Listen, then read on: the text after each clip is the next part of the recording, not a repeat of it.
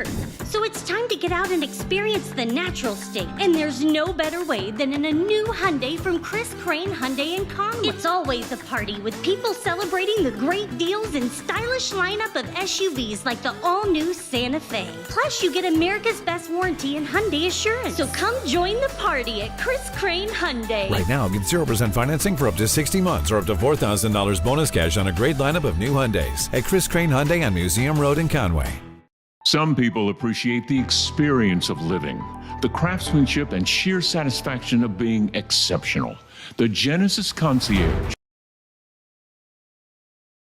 vehicle effortless, like the Genesis GV80 with a standard 27-inch OLED navigation system, or the G90 with seat massage for ultimate comfort. When you're ready to experience what life offers, you're ready for Genesis. Genesis of Conway, the future of luxury today. A properly graded field is not only important for player safety, but also the field's health, and no company in the state matches the exceptional service and dedication like our friends at Athletic Field Service of Arkansas and Sherwood. From servicing all types of natural grass athletic fields that includes aerating, top dressing, and phrase mowing to a variety of residential projects, Jeremy Rice and his crew have you covered. They also offer an extensive list of infield renovation services. Call Jeremy at 501-416-1218. That's 501-416-1218 for your free evaluation, and check them out on Facebook or see what they have to offer online by visiting afsofar.com. Athletic Field Service of Arkansas, we got the dirt on your infield. I didn't officially meet Kevin Miller until, I would say, the fall of 2020, sometime around October, November of that year, right after I had moved back home to Arkansas after spending 3 years in Texas. And this was around the time I moved back in March of 2020, right around the time when everybody thought the world was ending because of COVID. And, you know, we're all just trying to figure out our own things to do while social distancing. And that's pretty much what I went back to doing, what I always do. And that is some sort of sports and sports coverage. And at that time, I was very, very green, still fairly new, but was very green in the business, and really was just trying to form connections, was trying to just get to know coaches, all those different things. And I received a direct message from Kev on, again, it was sometime around October, November of 2020, and it was on Twitter. And it basically just said, hey, you know, I do a lot of sports, and I had heard of him before, just kind of watching some video clips on social media and all those things. And he gave me his number and we hopped on a call. And I'll be honest, I was kind of a little bit confused because I'm like, why is this guy that I don't know? And I really, you know, this is the first time I've ever talked to him in my life. Like, what is it that, why would he want to help me? Like, what business does he have doing that when he's trying to build his own brand and all these different things? And I quickly realized once we got off the call and once I continued to get to know him, that Kev had probably the biggest servant heart of anybody that I've ever met. He's up there with the best of them. And that's just meaning not only in sports, but just being a friend to somebody, whether that was at his job, of course, with his family that he loved so dearly. He was just a servant anywhere that he went. And he was a great encourager to me. And I can't tell you how many times that I felt like I was maybe fed up with this business. We deal with a lot of things and don't get paid very much for it. So I cannot tell you how many times I would give him a call and just really vent. And every single time it was, remember why we do this. And he would remind me, and he was kind of my voice of reason, for lack of a better term. And really, from that point on, we just continued to get stronger and stronger. And we did a lot of things together, also alongside many of the people that are involved in coordinating this event. And after he had put together, he kind of was the leader in putting together the basketball media days that went on last October. And of course, the next thing that we had in mind was football. And unfortunately, he passed away 4 months after the basketball media days, and he didn't get to see this come to fruition. But I have no doubt that Kev is smiling down right now just because of not only this event, but the team camp and just the way that people have honored his memory. Man, it's just been so overwhelming to see people that knew him well, that maybe didn't know him much at all, but just knew the impact that he had on so many different people. And that's the reason why we're gathering here today and also Thursday and Friday, is to do the things that he loved to do in his honor, because at the end of the day, that's really, other than again his family and his work, that was right up there with the most important things. Was bring to important things to him was bringing coverage and bringing exposure to the state of Arkansas, to our athletes. Didn't matter whether you were the last one off the bench or you were a blue chip 5-star recruit or a NBA lottery draft pick projection in the next few years in basketball. It didn't matter to him. He wanted to help anybody that he could. And I'm so thankful for the friendship that he had, or that I had with him.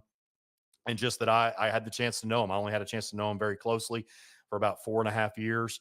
But hopefully through events like this and things in the future where his name is involved, that will just continue to help his legacy live on and on and on, when those of us that are helping continue that go on are no longer here either. So I want to personally thank each and every one of you for tuning in. I want to thank First Community Bank for their hospitality, for the amazing, just amazing hosts that they have been to us, and all of our sponsors. We've got some great sponsors that have really stepped up and been a big part of this event. So we thank you so much. And again, thank you to those who are watching and following this, and also understanding the reason why we do it. I hope you all enjoy these next 3 days. It's going to be a great honor being able to welcome over 60 teams from across most parts of the state of Arkansas. And hopefully this will just turn into something bigger and bigger each year. Thank you all so much. And I hope you enjoy this event. It's going to be a packed 3-day extravaganza that we are so excited about.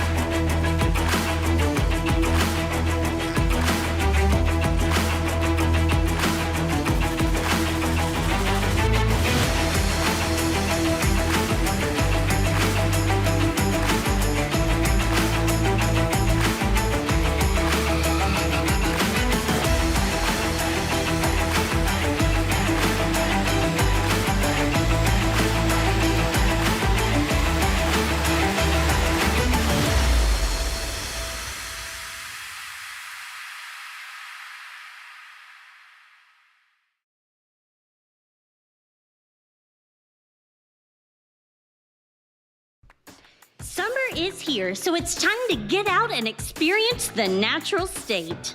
Hiking, swimming, chasing fireflies, and summer road trips. There's no better way to live your best life than in a new Hyundai from Chris Crane Hyundai in Conway. It's a celebration. It's always a party with people celebrating the great deals and stylish lineup of SUVs like Tucson, Palisade, and the all-new Santa Fe. Plus, you get America's Best Warranty and Hyundai Assurance. This lineup is packed with the latest technology and IHS top safety picks. So what are you waiting on? Come join the party at Chris Crane Hyundai, Museum Road in Conway. Right now, get 0% financing for up to 60 months or up to $4,000 bonus cash on a great lineup of new Hyundais at Chris Crane Hyundai on Museum Road in Conway and online at chriscranehyundai.com. WACC dealer for All right, welcome back to Big Miller Football Media Days presented by Genesis of Conway and Chris Crane Hyundai. And starting off with Session 2, we've got the Arkadelphia Badgers with head coach Trey Shucker, also Braden Wagner, Kyle Reed, McKeeson Wimberly, and Reese Campbell. So, Coach, you want to go ahead and start off with an opening statement? Yeah, these guys here have done a great job leading our team this summer and off season. We're really excited about the upcoming football season. We bring back some really good talent. Just had a really good summer. We're excited about what we've got ahead. All right, well, we'll go ahead and start with the offense. I know last year, Coach, you'd lost Donovan Whitten, you lost a lot of receivers, so there was a lot of questions about what that was going to look like. And you guys had a little bit of a slow start and then really heated up there towards the back half of the season. So just talk about maybe some guys that you're going to have to replace on the offensive side of the ball and then just keeping that momentum going. Yeah, so last year we did start slow. We play a tough non-conference schedule. We like that. We feel like that it really prepares us for our conference. We play in the toughest conference in 4A, and to me, we need to schedule a tough non-conference to be ready for that so that we can hit the ground running. And last season we started rough, but our senior group led us through it. And once we got into conference play, we got on track and really started winning like we thought we should. And this year, we've got a strong senior group as well. On the offensive side, we've got some returning starters on the offensive line. We've got 6 guys on the offensive line that got significant playing time throughout the season last year. So we've got depth at that position. We feel like that's really the strength of our offense right now. Kyle Reed, our starting running back, started really since his sophomore year, so he's gotten a lot of really good game reps, a lot of postseason reps, and so he has a lot of experience at the position. And then Jay Purefoy at the wide receiver position, and then Braden Wagner as well. The 2 seniors at the wide receiver positions are just veterans, been a part of it for the past 3 years. And so we feel like we've got enough senior leadership on the offensive side of the ball, enough game experience to be able to be an explosive offense, and that's really what we want to be, a balanced, explosive offense. And Keaton, I'll start with you. So it all starts up front, talking about defense, and you've played a lot of reps for this team. So just talk about some of your goals for coming into this year, and some of the guys that will be playing on the defensive line with you. Well, one of my goals for this upcoming season is, of course, to get better as a team, become a better senior leader for this team. And one of the big statements, everybody want to win state, but I'm kind of a person that likes to take one game at a time, one practice at a time, one weight lift at a time, just keep everything going, slow pace, but for surely we gonna move on and, hopefully pray for the best things to come. And also, too, Coach, you talked about being the toughest conference, the Region 7 there of Class 4A, and Malvern, they won a state championship a couple years ago, and that's always a very physical, even if the score might not have always show it, it's always a very physical matchup between you two, especially being so close. So talk about that matchup right there and just some more going into depth of the conference overall. Yeah, anytime that, we played Malvern last week of the conference season, of the regular season, and, the past couple years it's been a big showdown between us two, and we've been fortunate enough to come out on top, and to play in our conference, in my opinion, you've got to play good defense, and that's really what it comes down to in those big games. Our defense has done a really good job of stepping up and keeping us in some tight games, really doing a good job of creating turnovers and getting us the ball back. Our defense is really what sets us apart from a lot of other programs, in my opinion. I think our defense is best defense in 4A, and lucky for us that we get to go up against that defense every single day and prepare us. But I think that's really what has set us apart the past couple of years is our defense. Speak on a little more of that defense, Coach, Yeah. because, last year you guys put up a lot of points. I mean, pretty much every game you guys were in the 40s and the 50s. But your defense really, it's not like you were beating people 57-52. Right. Your defense really stepped up. Tell us a little more about those defensive players, and do you expect that same defensive output this year? We always expect it, but it starts with our front line. We're really deep at the defensive line position, and when we go to team camps and things like that, that's what people notice the most. Our defensive line gets off the ball quick. They're very good in the pass rush, and they're also really good at the run stop. So if you've got a really good defensive line, which we do, you're able to create some things on the back end that, it kind of hides some things and some weaknesses that we might have, but we don't. And so, it really starts with the front line. Both sides of the ball, but especially on defense whenever, you're trying to be versatile defensively. So it really starts with our front line. Coach, what are some of the areas you felt like you've grown the most this summer, and maybe some of the things you feel like you still need to accomplish before game one? Yeah, so I'm going to answer both of those with one position. Is probably our quarterback position. We graduated senior Cade McBride last year. We've been in a quarterback battle all off season, all summer. We've gone with a sophomore quarterback. So starting with a sophomore, Bryson McCoy is going to be our starting quarterback. He has grown so much throughout this summer. That's one of the biggest question marks we had offensively is we had to find and solidify a quarterback, and we've done that. And then he's been able to develop all off season and continue to get better all summer through the 7-on-7s and team camps, and he's starting to feel a lot more comfortable with the reads, just his decision making, the timing of things. He's starting to operate really, really well for us. And, Coach, I know you got a pretty strong offensive background. You've coached with Stephen Jones. I could remember his name. Stephen Jones, that was a state champion. Mark Kelly, that was a state champion. So being under their tutelage and everything, talk about just the challenges. Talk about, I guess, the challenges of having your third quarterback in as many years, but just all the guys that you've been under and just what you've been through at this point that maybe makes that a little bit more of an easier transition. Yeah, you talked about the guys that I've played with or coached with and been under, but I've coached with some great coaches, some great people, been mentored by some great guys, and I'm very fortunate for that. Not everybody's had that opportunity, and it's really the position I'm in today is due to a lot of that. But yeah, so going back to quarterback, I've been able to coach some really good players, some very talented players, and to me at the quarterback position, I think one of the most important things that you have to be is a competitor. We've had that, the past few quarterbacks that we've had, they're just extreme competitors, and Bryce McCoy's the same way. He's just young, and so he's going to be a really, really good one for us. But that's one of the main things I look for in a quarterback. If, quarterbacks come and go, but if they're an extreme competitor, they're going to be really good. And Kyle, let's talk a little bit about the running game. Arkadelphia has been known for throwing it around a lot, but, you guys have done really well running it too. So talk about how much you love toting the rock. Yes, sir. This year, I think we're going to be really well. I think we're going to do really well with running the ball. All of our linemen are going to be second-year linemen.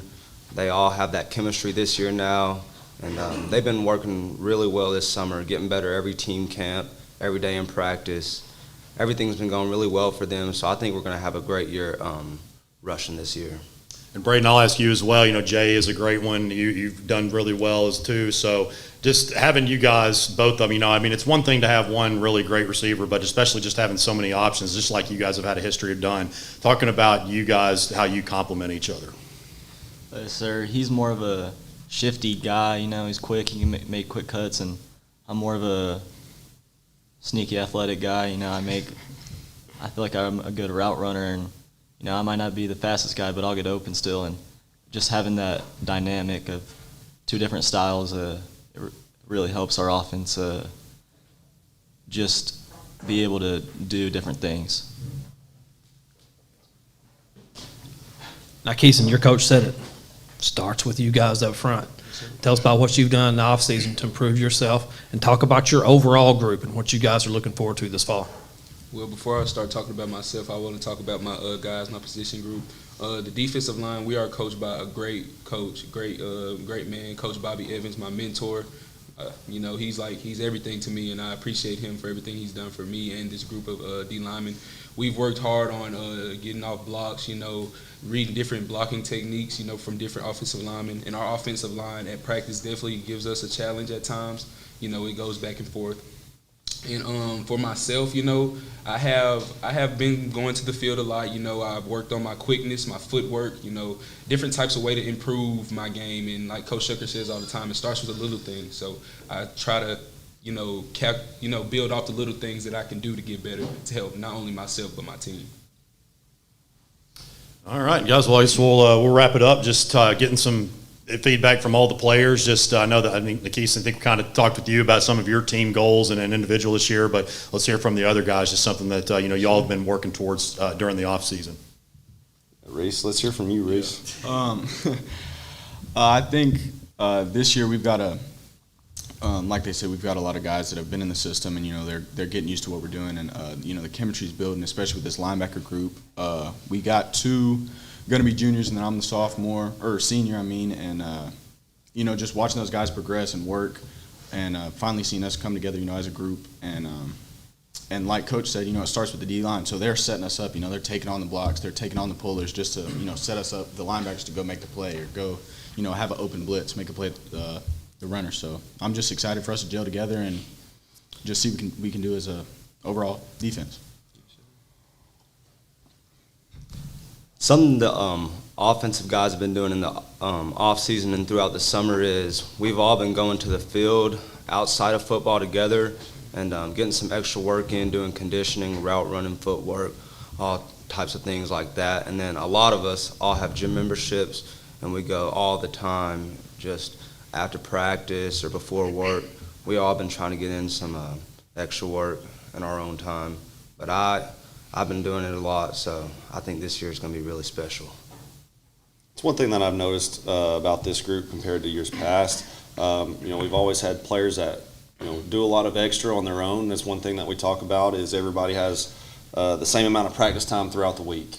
But it's what you do on your own, how you take care of your body, what you do when you're not here. It kind of sets you apart from everybody else. And one thing about this group is they've done a good job. The senior group has done a good job of leading the team away from the field whenever we're not at practice and getting bigger groups together, just like they're talking about, going back to the field and throwing, going to the park, running routes and doing things on their own. And we've seen that this offseason in bigger groups than what we've had. All righty, guys. We appreciate y'all coming. All right. Thank you for having us. Summer is here, so it's time to get out and experience the natural state. And there's no better way than in a new Hyundai from Chris Crane Hyundai and Conway. It's always a party with people celebrating the great deals and stylish lineup of SUVs like the all-new Santa Fe. Plus, you get America's best warranty and Hyundai Assurance. So come join the party at Chris Crane Hyundai. Right now, get 0% financing for up to 60 months or up to $4,000 bonus cash on a great lineup of new Hyundais at Chris Crane Hyundai on Museum Road in Conway. Some people appreciate the experience of living, the craftsmanship and sheer satisfaction of being exceptional. The Genesis Concierge makes finding your perfect vehicle effortless, like the Genesis GV80 with a standard 27-inch OLED navigation system, or the G90 with seat massage for ultimate comfort. When you're ready to experience what life offers, you're ready for Genesis. Genesis of Conway, the future of luxury today. A properly graded field is not only important for player safety but also the field's health, and no company in the state matches the exceptional service and dedication like our friends at Athletic Field Service of Arkansas and Sherwood. From servicing all types of natural grass athletic fields that includes aerating, top dressing, and phrase mowing to a variety of residential projects, Jeremy Rice and his crew have you covered. They also offer an extensive list of infield renovation services. Call Jeremy at 501-416-1218. That's 501-416-1218 for your free evaluation, and check them out on Facebook or see what they have to offer online by visiting afsofar.com. Athletic Field Service of Arkansas, we got the dirt on your infield.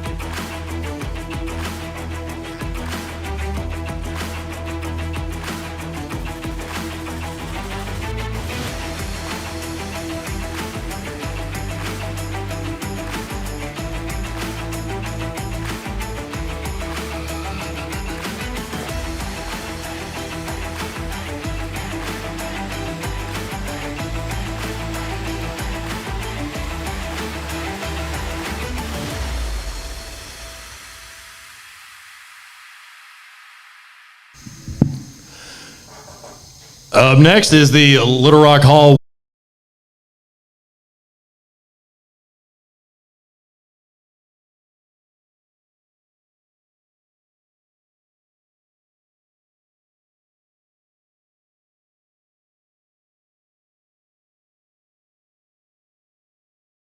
Arkansas and all over the state, so it's a great and it's an honor to be here.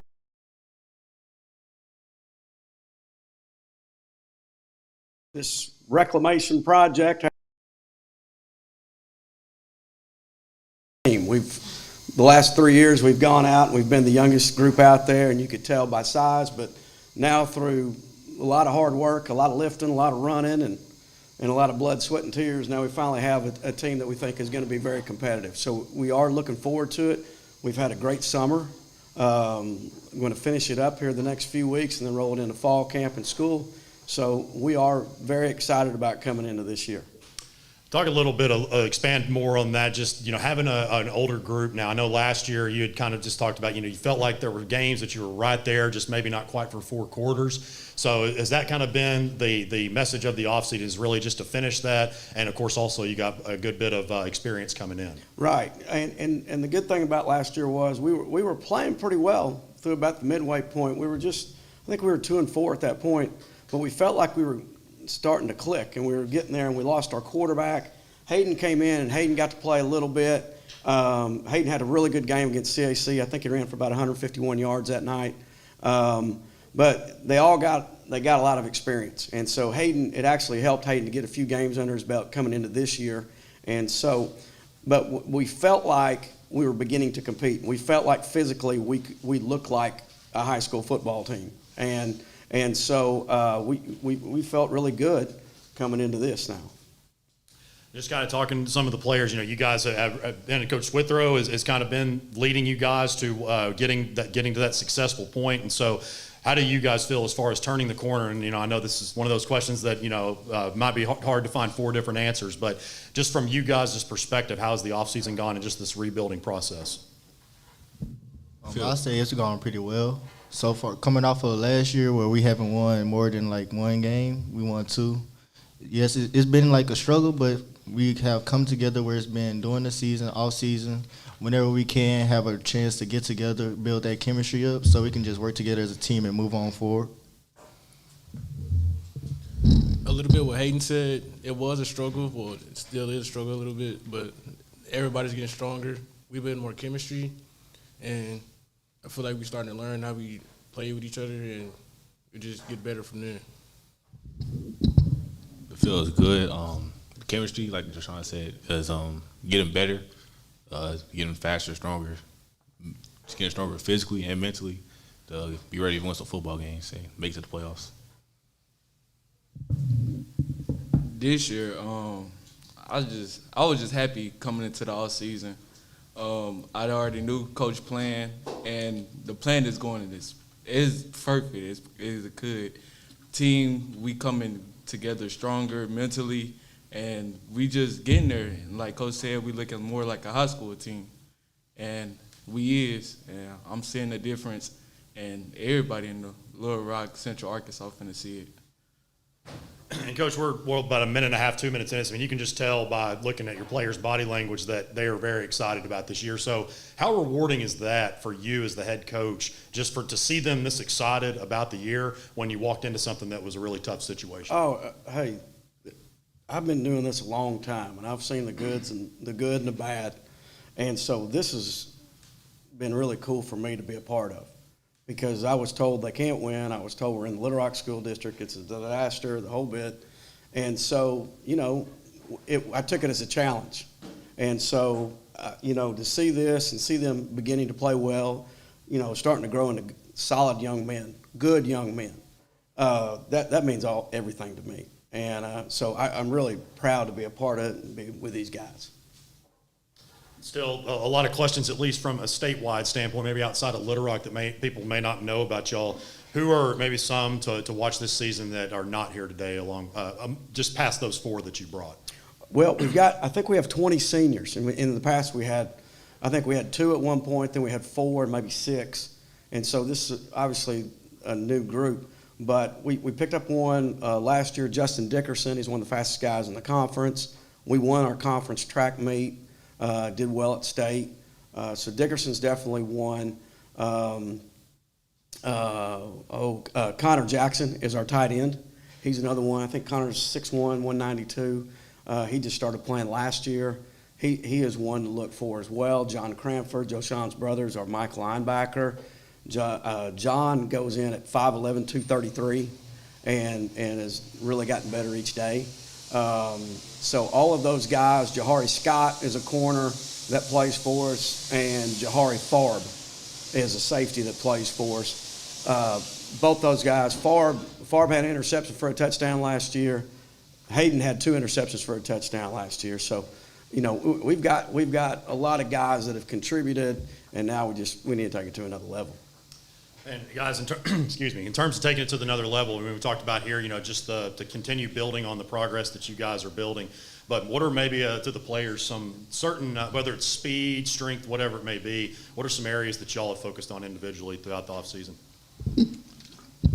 For me, what I'm focusing more on is like my ability to see the field. So when I'm at QB, I'm able to make my reads, and also my speed and decision making. So whenever I got to make stuff on the fly, whether I'm a safety or a QB.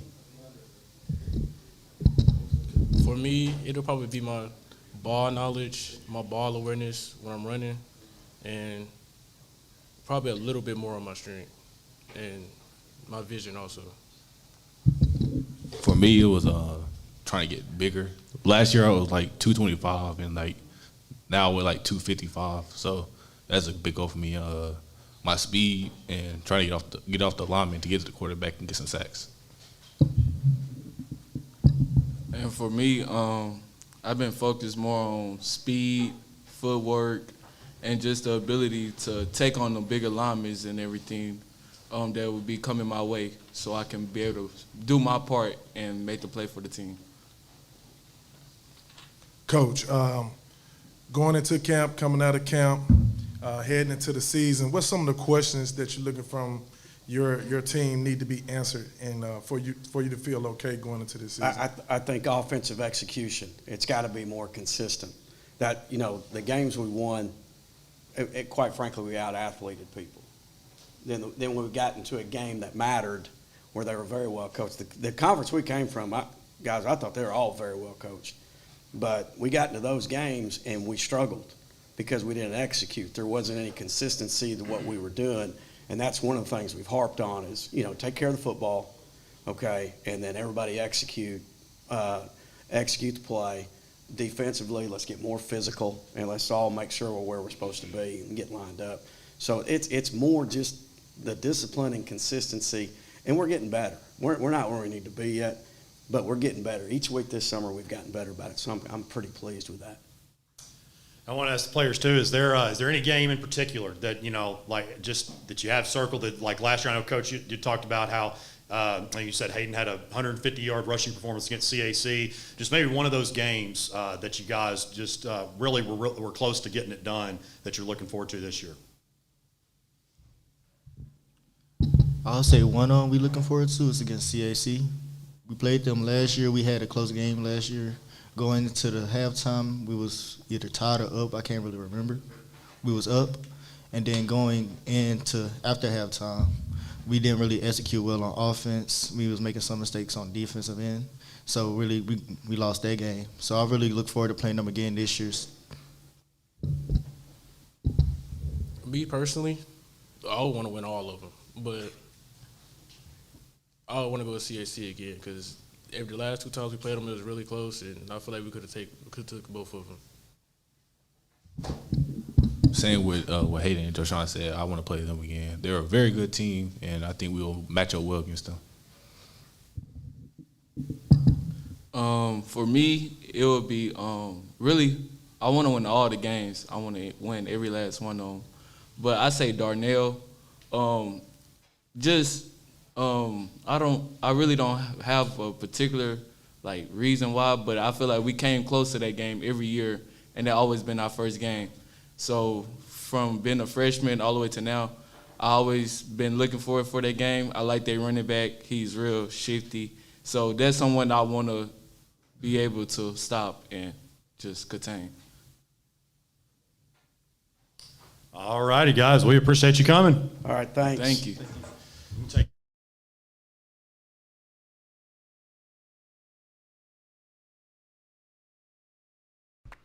Summer is here, so it's time to get out and experience the natural state.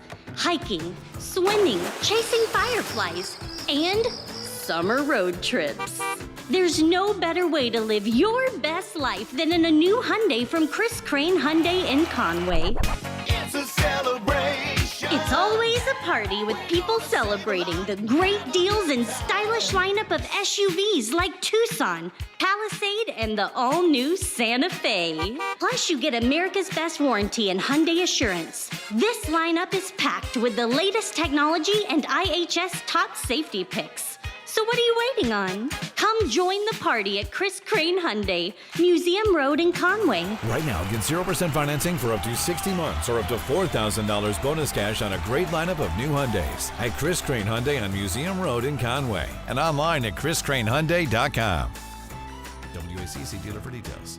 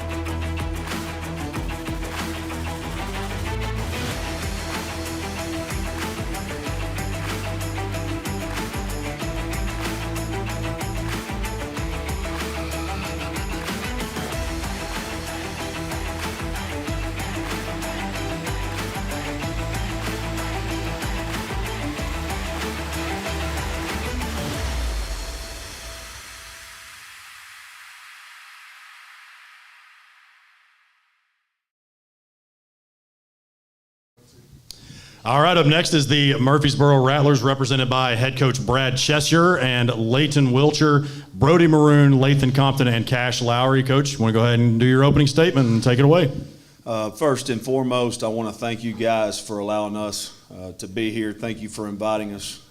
Kyle, I really appreciate what you guys do for high school sports here in Arkansas and the coverage that you give us, but just the opportunity for a 2A school like us to be able to have to be here and talk about our football program and our school means a lot. It's an honor anytime that I get the opportunity to promote our football team, our kids in our school. Love doing so. So again, thank you. I have 4 seniors that I brought with me today. I want to introduce those guys real quick. We got Cash Lowry over here to my right, Lathan Compton, Brody Maroon, and Leighton Wilcher. Brought these 4 guys. We've got 10 seniors on our football team. Very excited about all 10 of those and the leadership that they bring to the table. These 4 right here, I'm excited to have. You know, this is the group that I started with here as sophomores, and so you know, they're special to me, and I love being around them. But these 4 right here, as well as a lot of other ones on our football team, played a big part last year in our success. You know, Brody being our leading tackler. Lathan Compton is our returning leading rusher, and led us in touchdowns. Cash Lowry led us last year in receptions, and Leighton Wiltshire at quarterback obviously led us in passing. So, and so it's good to have these four back this year, as well as a lot of more kids that aren't able to be up here on this stage with me today. I'm excited about a 2024 football season. Obviously, most of you know we had a decent season last year that everyone everyone still wants to talk about it. Everyone still asks me about it to this day. And last year was special. There was many moments that happened last year that our kids and our community will remember for the rest of their life. But last year's over, and so we've got to be able to move on mentally and get ready for tougher competition this season. We've got a different football team. Our competition, they're going to have different football teams. Wins aren't going to be given to us, but one thing that we do have is we've got a little confidence. We got a little taste of that ice cream last year, and I think our guys will come back for more. So they've been working extremely hard this summer. Our attendance has been outstanding. We had 2 team camps in June that we attended at Gurdon and at Russellville, and we were in a 7-on-7 league, had 3 7-on-7s. Just finished our last one yesterday, and so it's been a busy summer. Our guys have been working extremely hard, and I'm excited to see this football team go play this season. And probably the highest point last year, one of them certainly, was that Week 10 game against Mineral Springs. I had the pleasure of being there, and it was probably one of the better atmospheres, regardless of small school, big, any way you slice it. It was just such an incredible atmosphere. So what did that mean to the Murfreesboro, Mineral Springs, just Southwest Arkansas community in general? Well, it's funny you ask. About 2 hours ago, we went and ate at Walk-On's for lunch, and I told these guys sitting at the table, I said there's a 100% chance that the first question that's asked is about the Mineral Springs game. So thanks a lot, Kyle. But you want to bet. Listen, there's no doubt that was probably the biggest game, one of the biggest games of the week that week, and it felt like there was 20,000 people in that stadium. And when you're talking about a 2A football stadium, obviously it's not very big. And so, I think there was probably, 2,000, 2,500, but the atmosphere was unbelievable. It's one that our community and everyone that was in that stadium will remember for the rest of their lives. It was special for our community. I'd be lying if I told you it wasn't probably the highlight of my coaching career. I've had the opportunity to coach on good football teams. I've been to 5 different schools. Had an opportunity to be on the staff of a state championship team, and obviously that was a highlight. But that night when we played Mineral at our place, it was special, and about gave me a heart attack. But it was special, but at the same time, that's over. It's time to move on. You're looking at a Mineral Springs team that has a lot of good players coming back.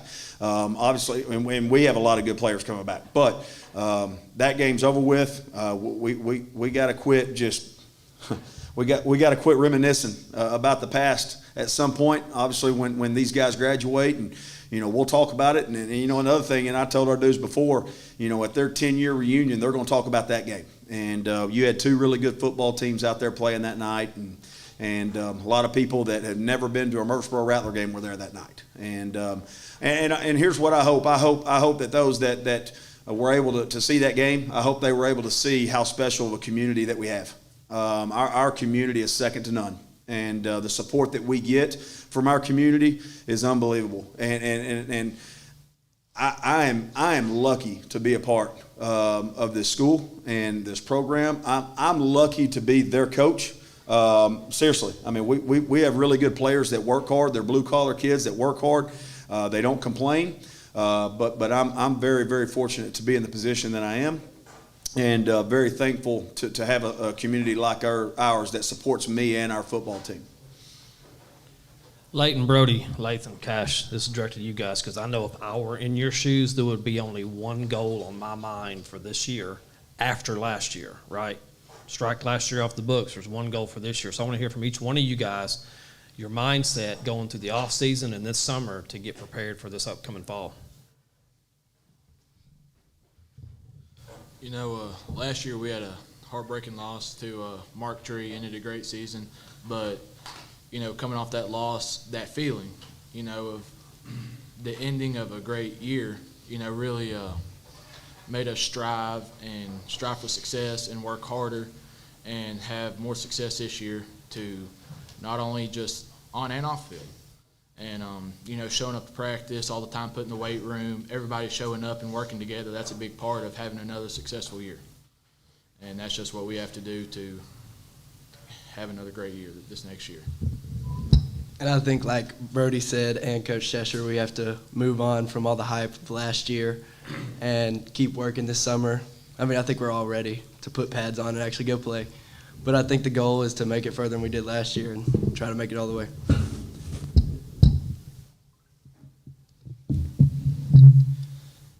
This year we're just looking to get in the weight room a little more, trying to get bigger, stronger, faster and all that, doing lots of conditioning, get ready. We got a lot of guys that play both sides. We just got to be prepared to have whatever they throw at us and be ready for it and just be prepared for everything. And, Coach, anybody that likes old school football – oh, I'm sorry. I mean, like Cash said, we really just got to show up, work harder, and be there. But the only thing we can really do better than last year is just stay focused and work harder, really. And anybody that likes old school football, you guys are the team. You obviously you're a defensive junkie. You guys love to run the football.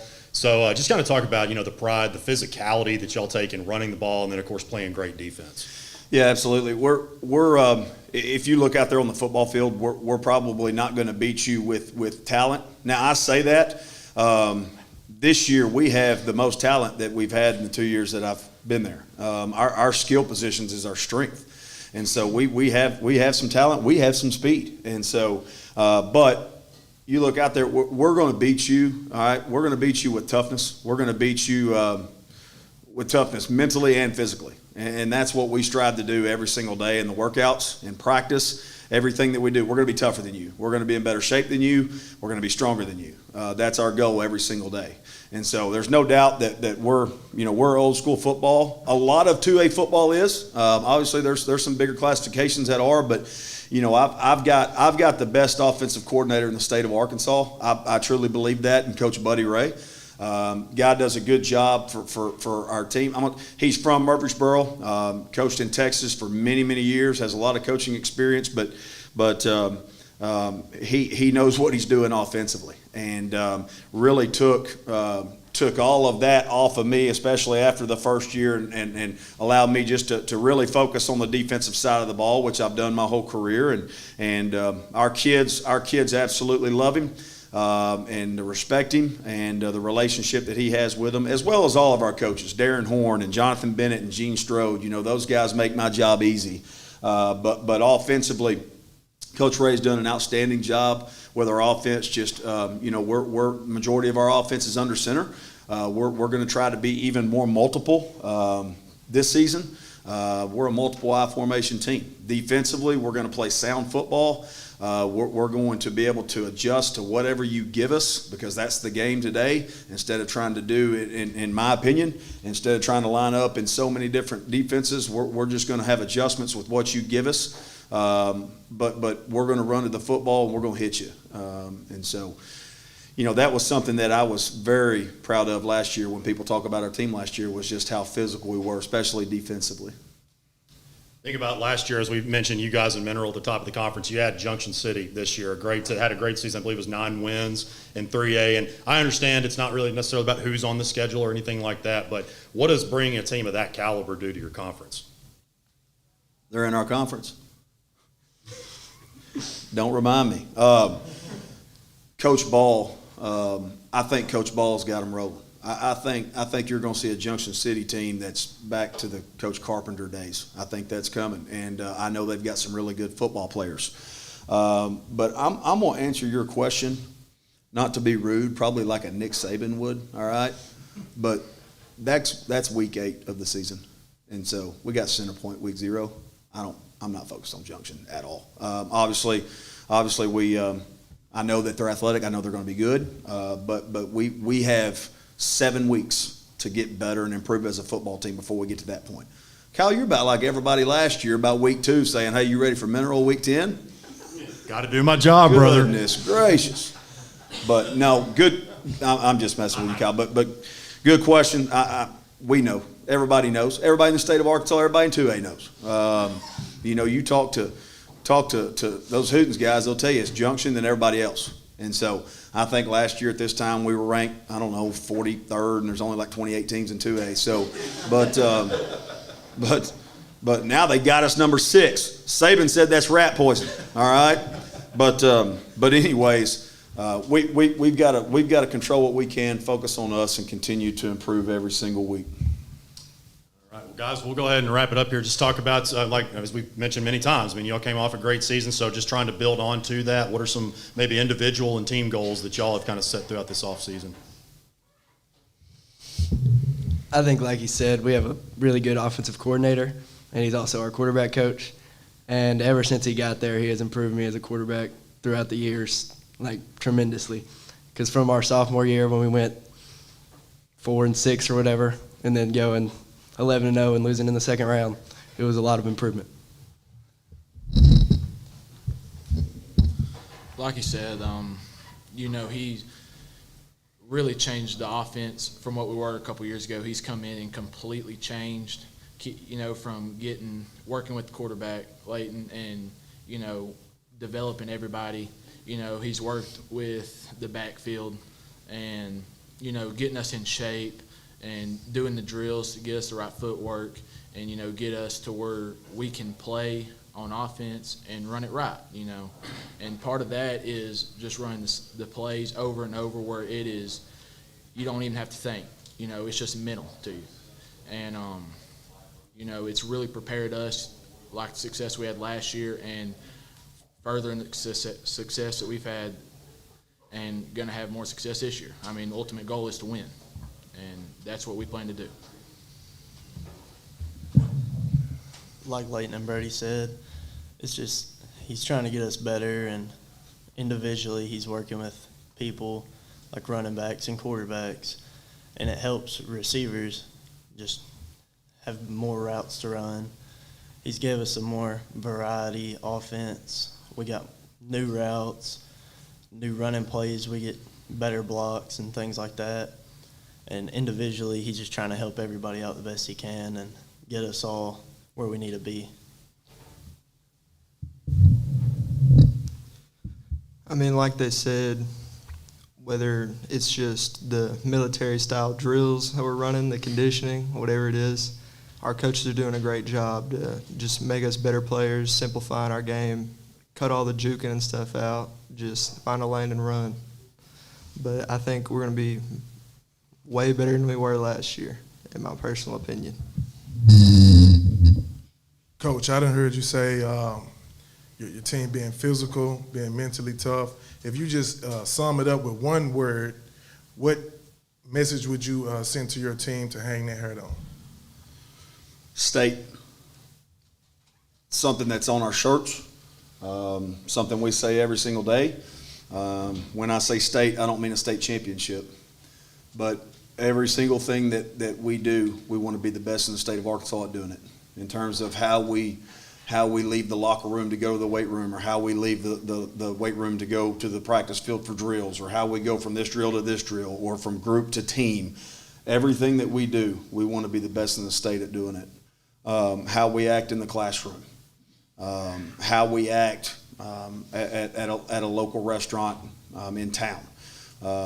And that's something that we've said every single day and talked about it since I've been here. And so I think our dudes have really bought into that. There's not a lot of preaching on that. You get to that point where the expectation is just there.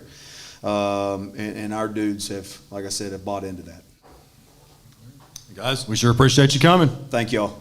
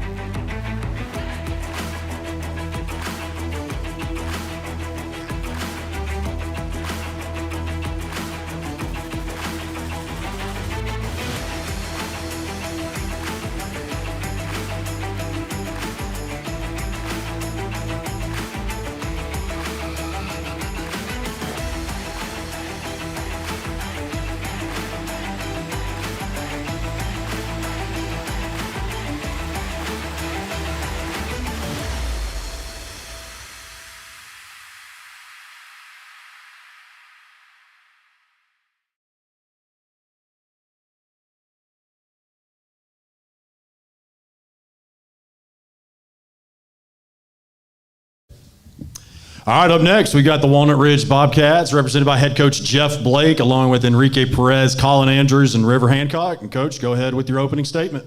Yeah, first of all, just like echo what the last coach just said, just appreciate y'all having us here. When media days are coming around, football season's right around the corner, and we're excited about this year. I've got 10 seniors, and these guys have been with me I've been with them since 7th grade. So this is my first group at Walnut Ridge to go all the way through, and we're just excited about the year. We're just trying to build off last year. We were 8-4 last year and lost in the second round to Junction City, who's going to be loaded again, and that was a hard fought game. And these guys want more. We plan on having a successful year and hopefully playing on Thanksgiving. I think we feel like if you can make it to Thanksgiving, you have a chance to go win it all, and that's what this group expects, and that's what our community expects. We have a lot of talent on the football team, and we have a lot of guys with experience back, and we just got to build on last year and just keep building and getting better. We've had a great summer. We've had one pad camp. We have another pad camp tomorrow. We've been doing 7-on-7s all summer long, and just getting ready, just getting prepared, and hopefully we just have a successful year coming up. And like you said, you got a lot coming back. So let's talk about, I know that, being in the northeast part of the state, maybe some in here, more familiar to the central Arkansas area may not be as in touch with it. Just to kind of talk about some of your returners there. Yeah, I've got Enrique Perez. He was almost a 1,700-yard rusher last year. He was an all-state player for us. We look for him to carry the load for us again. To my right here, I have Colin Andrews. And we're kind of old school football team. We're on the single wing. We like to put 11 guys in the box and kind of turn it into a brawl, as you would say out there. And most of the time, 90% of the time, we're running behind this guy. And he just committed to Northwest Missouri yesterday. So we're really excited for him. Next to him was River Hancock. He was an all-conference defensive end for us. And he's one of the best defensive ends in 3A. And he actually might be playing some linebacker this year also. We played him at linebacker at the last pad camp, and he looked really good there. So we're trying to figure out where he could best help us at, but he's a heck of a player. And then we return our leading tackler in Gunnar Thielemeyer. He's another senior for us. He's all over the field all the time. He's kind of a crazy man out there, and he just goes full speed all the time. And then we return River Davis, and Jonathan Hughes is another senior over there who's all-conference defensive lineman for us. Now he's going to be playing guard for us.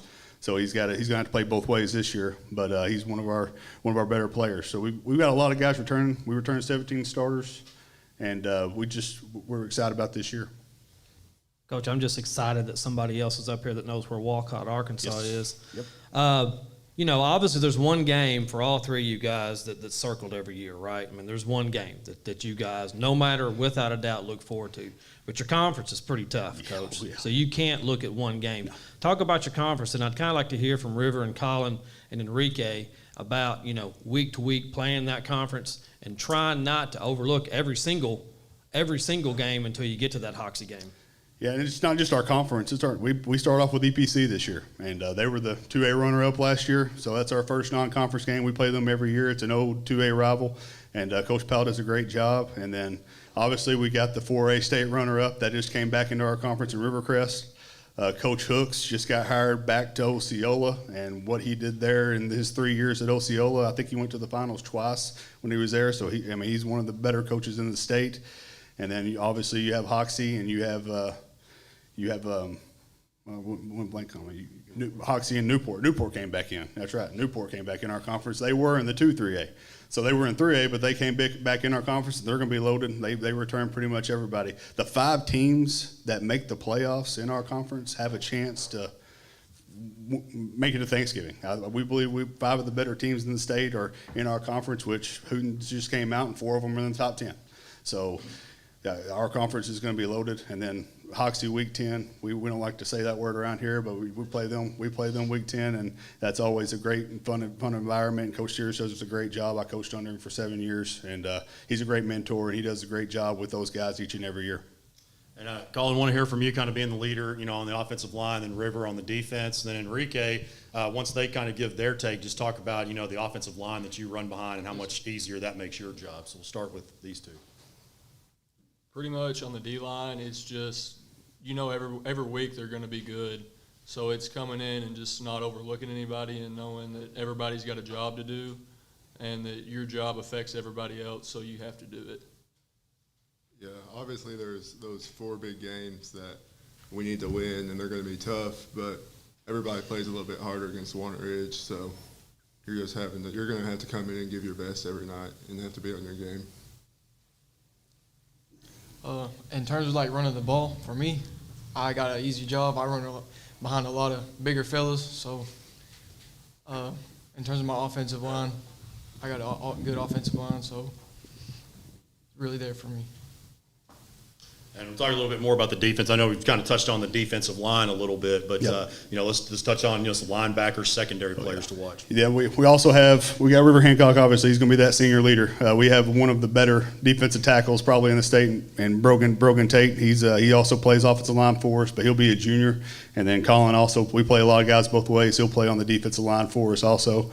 And then Jonathan Hughes also plays up there. And then linebackers, you have Gunnar Tiedemeyer and River Davis. They're returning seniors for us.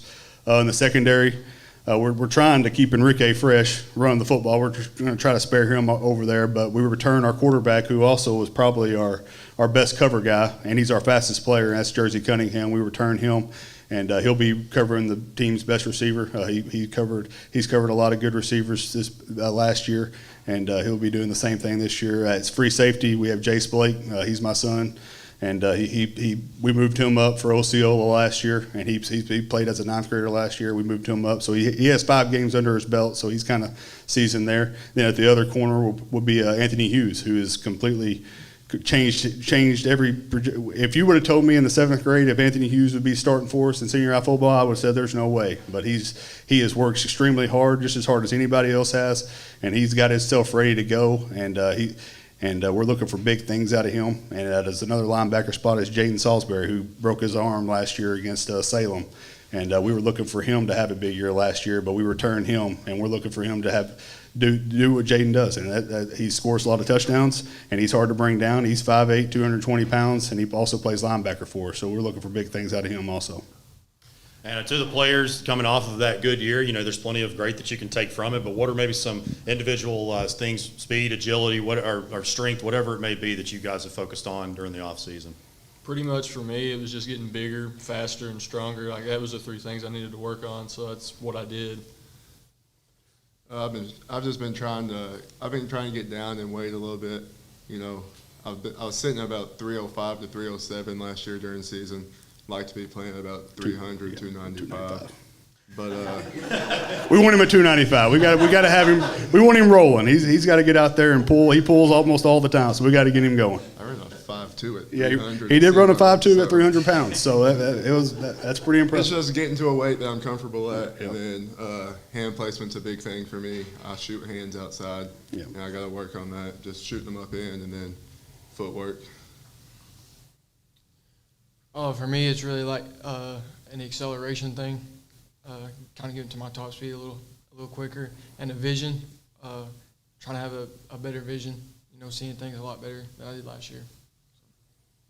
Just to the players, there's fans and there's coaches that's watching this live stream right now. Give them a little insight on just what type of player you are and what type of energy you'll be bringing this year. Pretty much go to work every day. First one there, last one out. Don't finish till the job's done.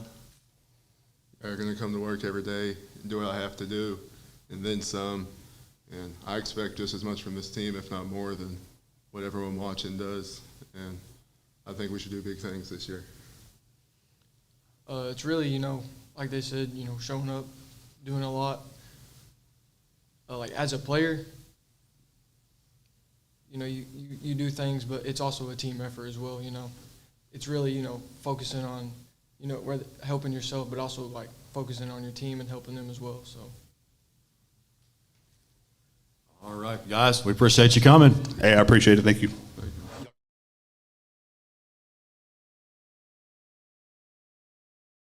Summer is here, so it's time to get out and experience the natural state, and there's no better way than in a new Hyundai from Chris Crane Hyundai and Conway. It's always a party with people celebrating the great deals and stylish lineup of SUVs like the all-new Santa Fe. Plus, you get America's best warranty and Hyundai Assurance. So come join the party at Chris Crane Hyundai. Right now, get 0% financing for up to 60 months or up to $4,000 bonus cash on a great lineup of new Hyundais at Chris Crane Hyundai on Museum Road in Conway. Some people appreciate the experience of living, the craftsmanship and sheer satisfaction of being exceptional. The Genesis Concierge makes finding your perfect vehicle effortless, like the Genesis GV80 with a standard 27-inch OLED navigation system, or the G90 with seat massage for ultimate comfort. When you're ready to experience what life offers, you're ready for Genesis. Genesis of Conway, the future of luxury today. A properly graded field is not only important for player safety, but also the field's health, and no company in the state matches the exceptional service and dedication like our friends at Athletic Field Service of Arkansas and Sherwood. From servicing all types of natural grass athletic fields that includes aerating, top dressing, and phrase mowing to a variety of residential projects, Jeremy Rice and his crew have you covered. They also offer an extensive list of infield renovation services. Call Jeremy at 501-416-1218. That's 501-416-1218 for your free evaluation. And check them out on Facebook or see what they have to offer online by visiting afsofar.com. Athletic Field Service of Arkansas. We got the dirt on your infield.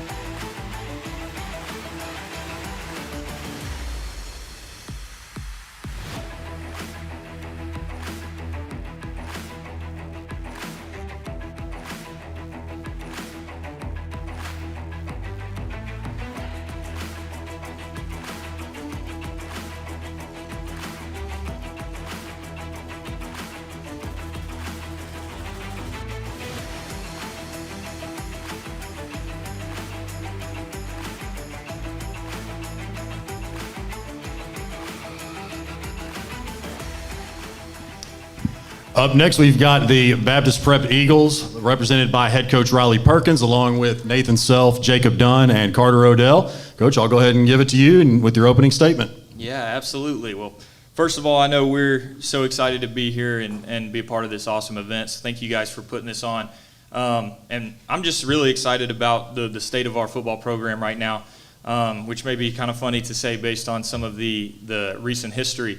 But kind of where we stand right now and where that excitement comes from is mainly these three guys up here. And the thing I really like about our team right now is I could have brought 10 guys. You know, I could have brought 10 guys that could fill, you know, these seats. And that's one thing that's really, really exciting to me. Kind of how our year last year went was obviously my first year, our new staff's first year.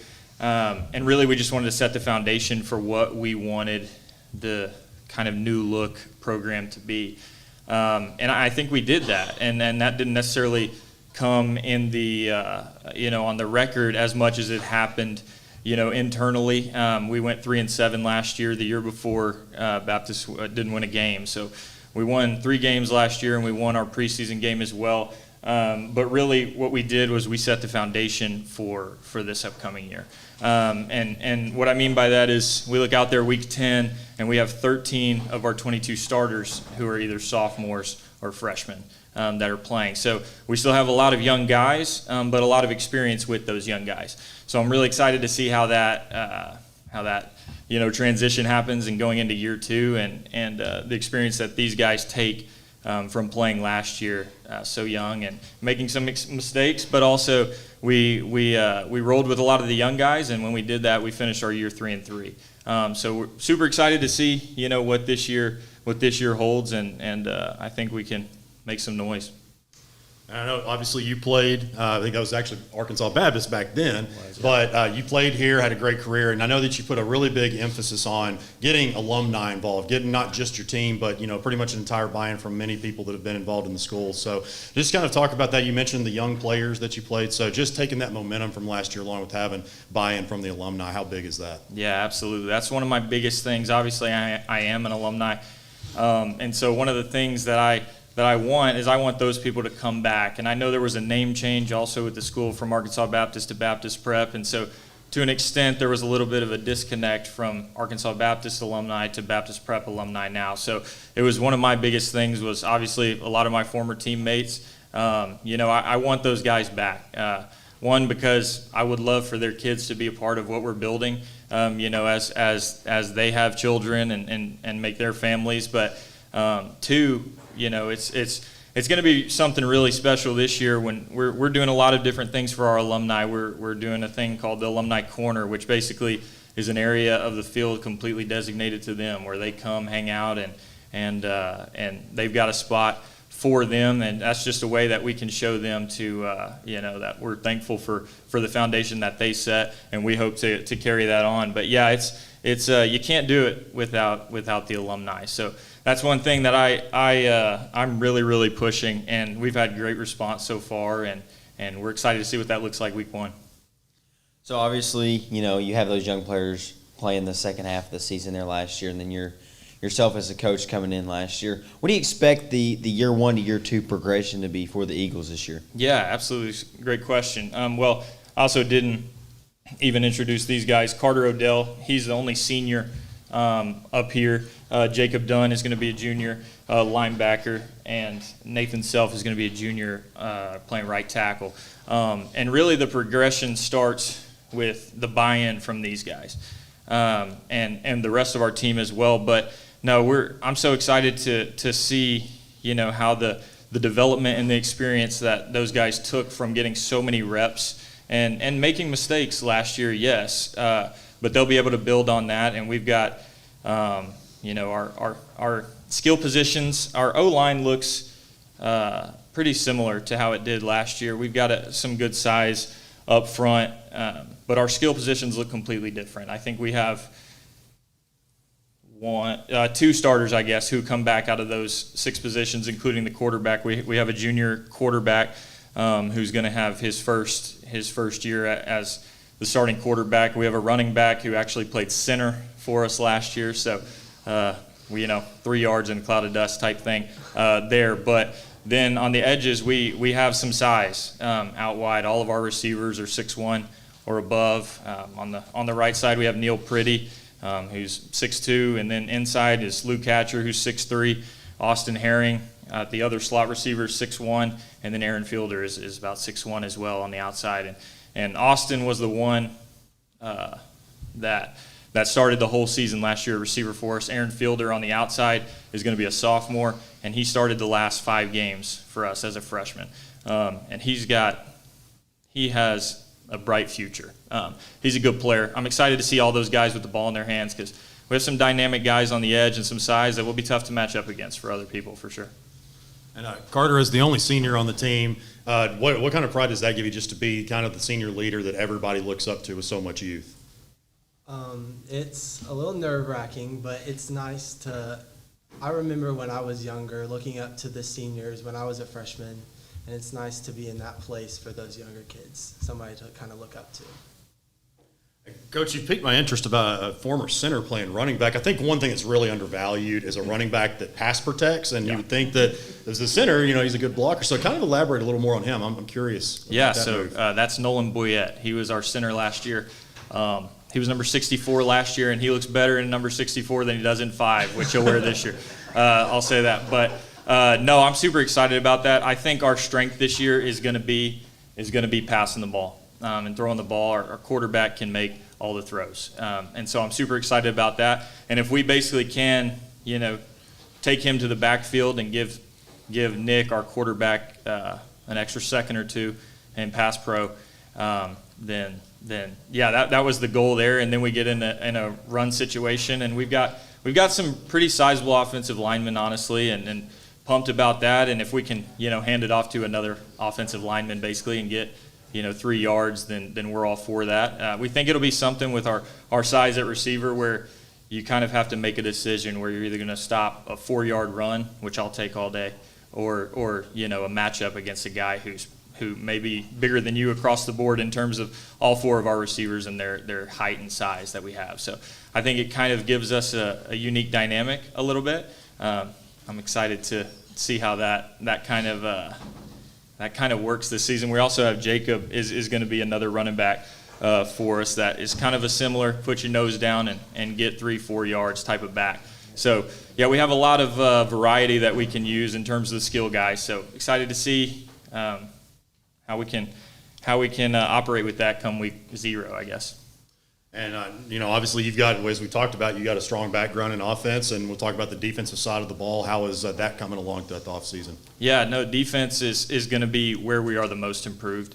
I think we'll be significantly improved offensively, but defensively I think we're going to be really, really improved. A lot of those starters that I talked about that were sophomores and freshmen last year were a lot on the defensive side of the ball. And so, a freshman playing against a senior or a freshman on the D-line playing against a senior on the offensive line, you're going to get beat sometimes. It is what it is. But we've honestly attacked the offseason to get a lot of those guys just bigger, stronger, faster, and it's worked a lot. And we have some size on the D-line now. And I think with Michael McIntosh, our defensive coordinator, we have complete trust in him and Cody Perrin, our linebackers coach, to kind of head that up and make that unit really, really special, which I think they have a chance to be this year. And for the players, talking about that successful run, more so down the back half of the season, what is maybe like one game that you guys are kind of looking at as far as, okay, we really were close in this particular one, and we're going to look at it as harder getting them this year, look at it harder going into this season and getting them this year? I'll go first. I mean, for me, the biggest game of the year was by far the Episcopal game. There are, just down the road rivals, and it's an all-out brawl the whole game. It's ground and pound. Who wants it more, really? Because we've always been very similarly stacked in size and skill. And we beat them last year, but I think it was 1 point on a last-minute Hail Mary 2-point conversion attempt. And this year, going into that game, there's a lot of guys on our team who want to stack up that score 40-0, or we have a lot of effort going into that game, and that's the game that I look at going in the hardest. For me, I'd have to say it was the first team that we beat last season, Mountainburg. It was our preseason scrimmage. That was the first game that we had won in 2 years, and that felt really great to finally win a game. It really boosted our confidence and our morale. Yeah, for sure, and I think I'll let Nathan jump in a second if he wants to. I'll give him a second to think. But I think kind of what we've talked about with the guys is 2 years ago, before our staff arrived, we were pretty much everybody's gimme game, if you want to know the truth about it. Last year we competed really well with the bottom half of our conference. And now with that foundation we've set, the goal this year is to compete for the top spot in conference. And we think we have the ability to do that, especially with the mindset that these guys have developed over the course of the offseason. So, I think we have a lot of games on the schedule, obviously, that are super impactful. Our first conference game of the year is week 4 against Carlisle. And I think in the rankings, they're like top 3 or something. They're going to be a really good team. So we're pumped about that. But our first game is against Two Rivers, week 1. We have a week 0 bye, which is kind of crazy. But we have week 1, Two Rivers at our place, and I think it's going to be a fun atmosphere. And that's the one that I guess I'm focused on the most at the moment. The one I think is the biggest for me is Bearden, because we didn't play great in the first half and played great in the second half. Score didn't show it much. I just want to go get those guys one more time. All righty, guys. We appreciate you coming. Awesome. Thank you.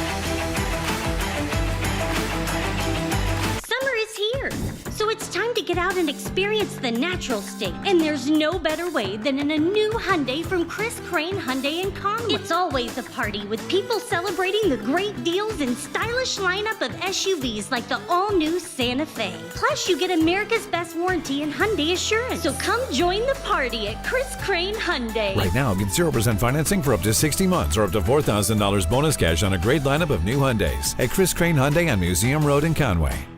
Some people appreciate the experience of living, the craftsmanship and sheer satisfaction of being exceptional. The Genesis Concierge makes finding your perfect vehicle effortless, like the Genesis GV80 with a standard 27-inch OLED navigation system, or the G90 with seat massage for ultimate comfort. When you're ready to experience what life offers, you're ready for Genesis. Genesis of Conway, the future of luxury today.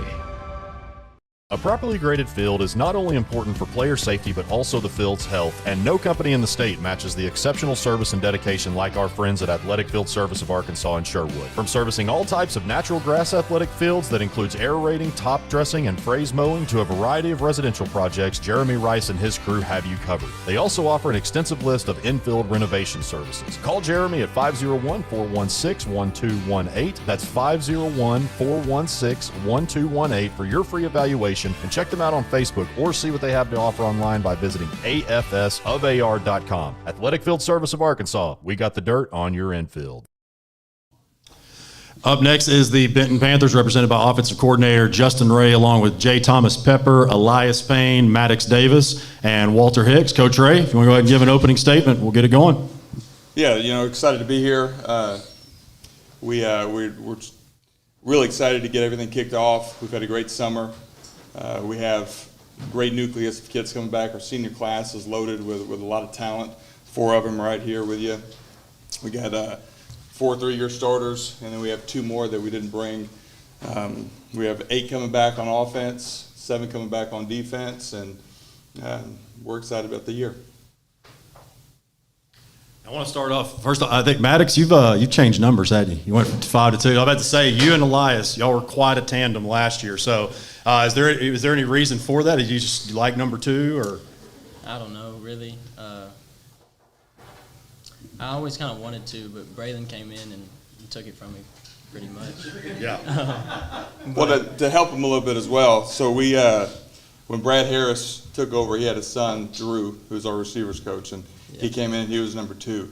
He set every record, and so since then, we've kind of decided to put 2 on a kid that we really feel like is our all-purpose guy, somebody that can do it all, represent the number the right way, and so Drew handed number 2 to him.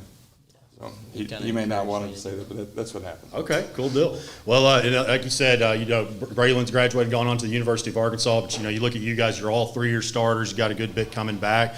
So, Coach, just starting with the offensive side there, Drew Davis, I know, had a great season, got some offensive linemen. So just kind of talk about that side of the ball. I mean, you guys have, over the last few years, have been one of the premier programs in 6A. So all that you have coming back on offense, talk about that. Yeah, we have everybody coming back, minus Braylon and 2 offensive linemen. All 3 of those guys were focal points. Leadership on the offensive line. We lost 2 guys. We like the guys coming back, and then obviously losing Braylon, that hurts. One of the, don't want to talk about Braylon a whole lot, but losing a guy like that, short yardage, he was a guy that we could take advantage of 1st, 2nd, 3rd down because we knew we could give it to him on 4th. But the guys coming back, we have 3 offensive linemen that have, anywhere from 15 to 20 starts under their belt. And then our top 5 receivers, they're all coming back. We got 2 sitting here, and then we have 2 underclassmen and another senior in Bronson Koulis. He's a tight end, a very special player for us. He's a guy that can go out on the perimeter and block. We can bring him inside. We can attach him. You don't get an athlete like that very often in the high school level. And then defensively, we have a lot of our bell cow players coming back. Jay Thomas led the team in tackles the last 2 years. Walter led the team in tackles the last 2 years. I think Pepper may have been 2nd.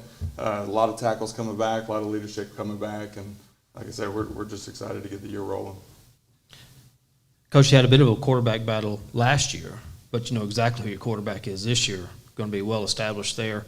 Also, losing someone like Braylon, are we going to see a bit of a different offensive strategy this year, or is it going to be very similar? So we're going to put more on Drew. You know, last year Drew, we were able to kind of roll him into the season.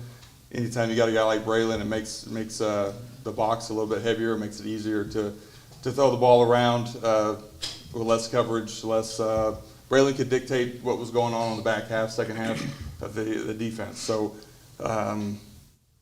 it's going to be a little bit more interesting offensively for us. We're going to be more creative. We're going to spread the ball around, and we're going to attack. You know, the entire width. We're going to try to hit all zones of the field if we can, and it's going to be more of a finesse offense than a ground and pound. But we're going to be able to do a lot. You know, with the skill guys we got coming back. And speaking of the skill guys, I think Maddox and Elias, kind of just watching y'all through the years, I mean, one thing that I think makes y'all extra special, you're so good at running after the catch. And there's these stigmas out there, you know, wide receivers or divas, they're not physical, all these different things. But you don't see that with you two guys. I mean, that's just something that, again, once you guys have the ball in your hands, you're a threat to score. So talk about just some things that y'all have worked on through the years and just how y'all make each other better, competing against each other, or really, I guess, competing in practice and in games day in and day out. So we just stay focused and listen to our coaches, and just whatever they provide us, we just take advantage of it and just work on it hard and just really just focus on what we have and don't try to play outside of ourselves. Like he said, Coach Harris, Little Harris, who's our receivers coach, he's real good at teaching us on how to block, and he stays honest about that a lot. And just like, kind of like he said, well, me and him especially, like growing up even, like playing basketball and stuff, we're always like rough on each other and stuff. So it just kind of comes naturally. These two guys grew up pretty much as brothers, and they compete in everything that they do. To kind of touch on what you said, they also play golf against each other, basketball, anything that involves competing, they do, and they've been doing it since they were little. So that helps our dynamics offensively, especially at practice. Anytime he's having a bad day, this guy wants to make himself look a little bit better, and vice versa. If he's having an off day, he wants to make sure he can go in the locker room after practice and tell him about it. So that's kind of the dynamic that we have on offense.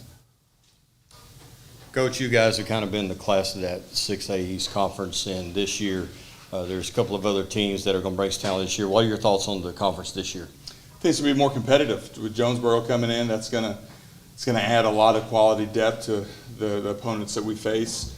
Last year we were able not to slide another team or opponent, but there were a few weeks that we were able to kind of work on ourselves and not the opponent we were playing, which helped us a lot. This year, I think there's going to be more quality opponents each week, and we're excited. We're excited for that. We're excited to get our creative juices flowing offensively and think about some other things we can do to attack the different defenses that we're going to see. And switching over to the defensive side, as I said, all you guys are 3-year starters, and Jay Thomas and Walter. I mean, as sophomores, you guys played such a huge role, but now being senior leaders, kind of what is maybe more of a different mindset if you have one coming into this season? For me and Walter, that's our goal this year, just to be leaders out there. We know what to expect now. I think coming in as sophomores, that first game, Salt Bowl, didn't really know what to expect. We were just out there playing, trying not to mess up. But now we know what to expect every week and what our job is. I've pretty much been in the same system since like 5th grade, so now I can finally like lead it and lead my defense and with Jay Thomas. And instead of just being like told what to do, I can tell other people, like help them and encourage them to do the right things.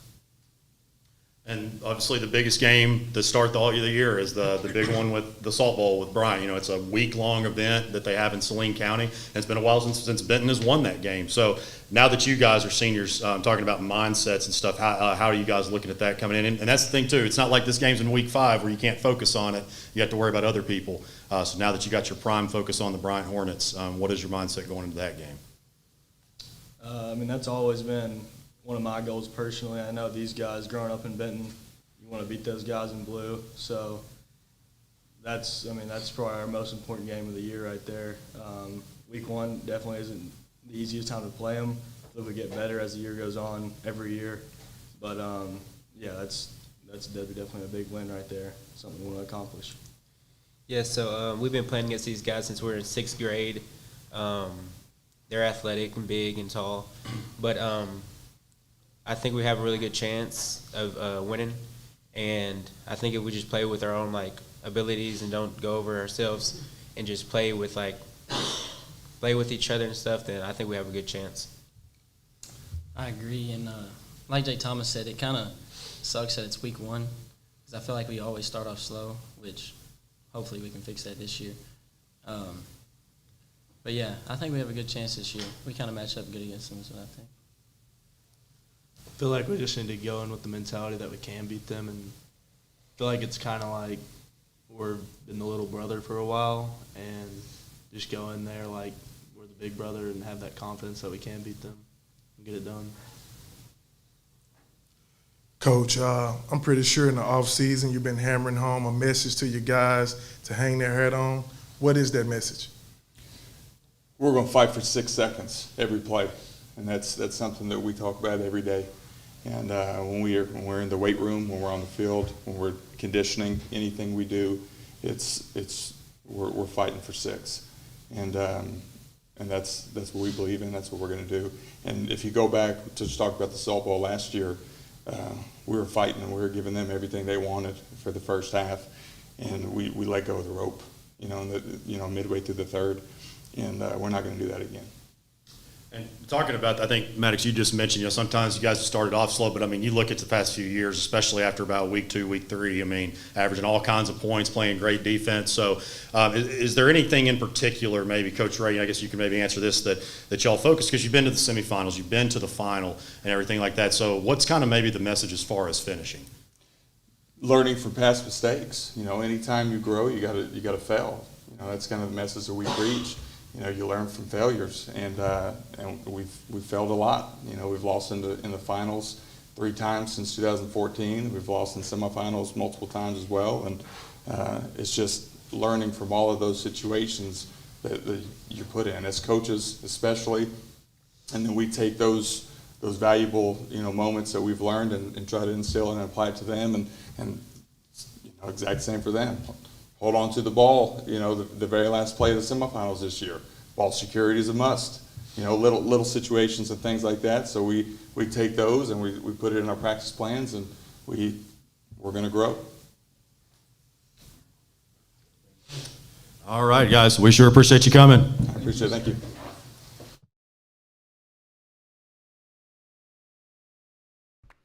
Summer is here, so it's time to get out and experience the natural state. Hiking, swimming, chasing fireflies, and summer road trips. There's no better way to live your best life than in a new Hyundai from Chris Crane Hyundai in Conway. It's a celebration. It's always a party with people celebrating the great deals and stylish lineup of SUVs like Tucson, Palisade, and the all-new Santa Fe. Packed with the latest technology and IHS.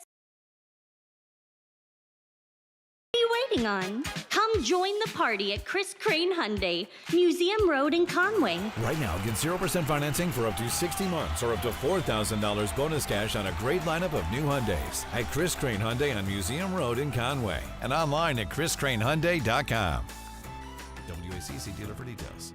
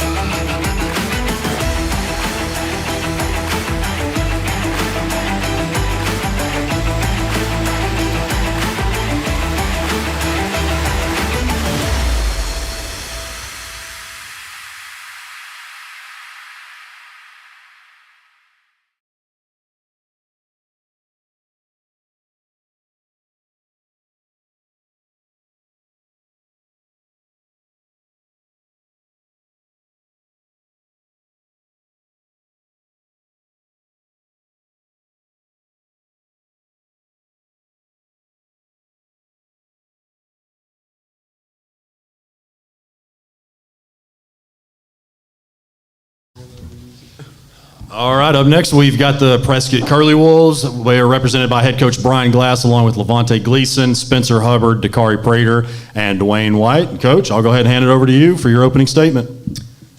We're just glad to be here. Appreciate you guys inviting us out. We're looking forward to the football season to get kicked off. We've had a great summer and looking for another outstanding season. And Coach, it goes without saying, y'all probably have more motivation than any team in the state, regardless of classification. And so, I know last year was last year. You're moving forward, but maybe yourself and kind of just the team as a whole. What are some things that y'all took from the state championship game that's driven y'all going into 2024? Well, we've been doing 73 seconds of extra conditioning and extra work pretty much every day ever since. We feel like we kind of got 73 seconds taken away from us last year. So that's kind of been our rallying cry throughout the off season and this summer. And our guys are ready to get going and hopefully get a chance to get it back. And I definitely want to touch on, you've got your track gear on. You have a very, very successful program there. And talk about how important speed is to the game of football, and you guys have had that for years. So how crucial is that? I mean, a track program that you could probably put up there regionally, nationally, how much has that bled over into football that's helped lead to your success? Well, it's part of our off season. Our guys, we're in the weight room and then we run every day. We go to a track meet on Thursday and compete, and all these guys right here have done that for us since 7th grade, and they, it's a winning tradition, and it bleeds right over into the fall, into football season. It's a great combination. It keeps you competing during the off season. So, we really like just kind of blending it in with our off season football. So this is more to the players coming from a community that is very, heavy on tradition in football. Come from Prescott. How is that growing up in such a, like I said, a tradition-heavy environment and playing, in state title games and having, under the big Friday night lights? How is that to y'all as a player? I would say coming up from a little kid, playing at the football games and stuff like that, behind the bleachers, seeing everybody out there, and then when it's your turn to get out there, it's like a dream come true at that. So I feel like it's a good thing, to live up to that. And having a community that football heavy, track heavy and stuff like that. Everybody big on the sports. It's a small town, but everybody just come together and, have that.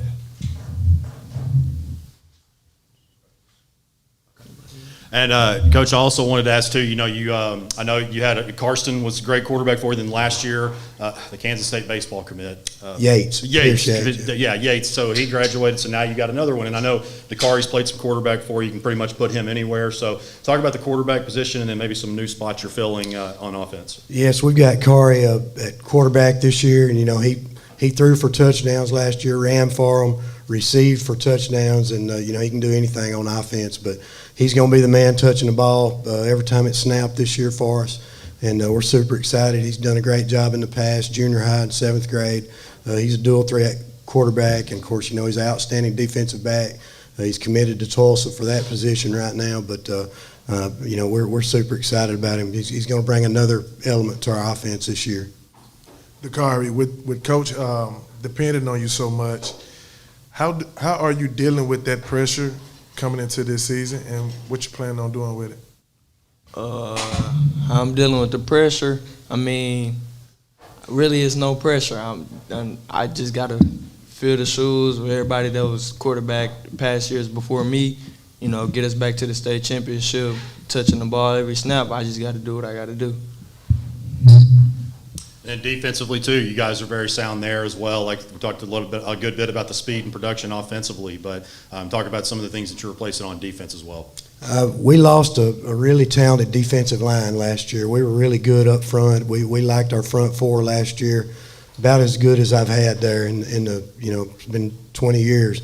So we've got to replace that. We've got some seniors that are doing a great job there, and then we've got some young guys coming up that we feel like are going to be able to help us there as well. Of course, the defensive backfield, we've got Dakari back. We've also got Gleason back.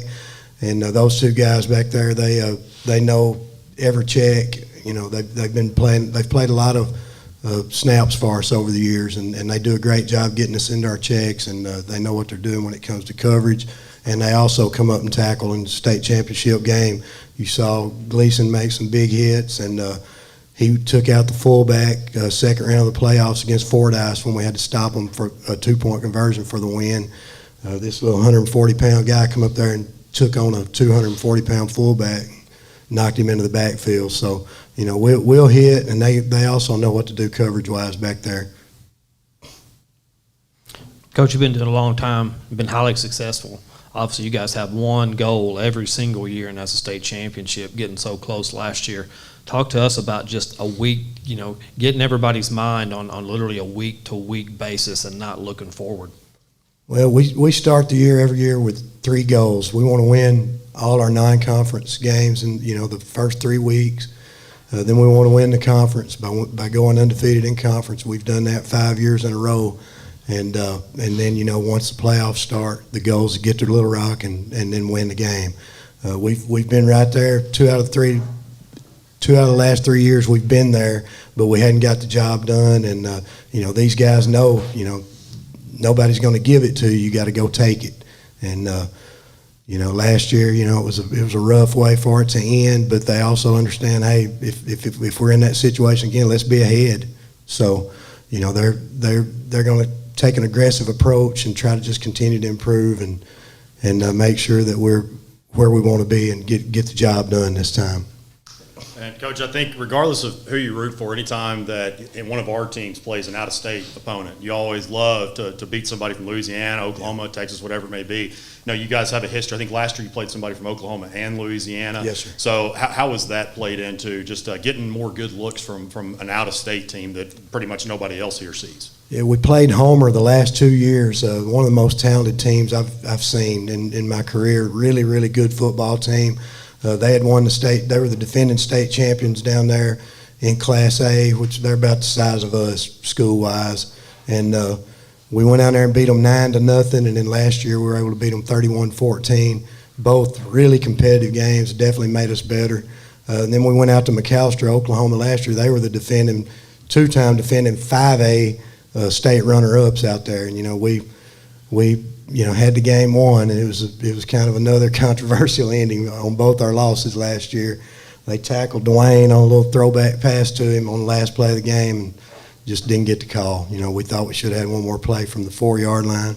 We didn't get it, but, you know, I asked the question to the guys, do you think we're better from playing that game, or would we have been better with a week off? And everybody agreed, you know, we got better. So, you know, it accomplished what we wanted, but we'd love to have got that win, no doubt.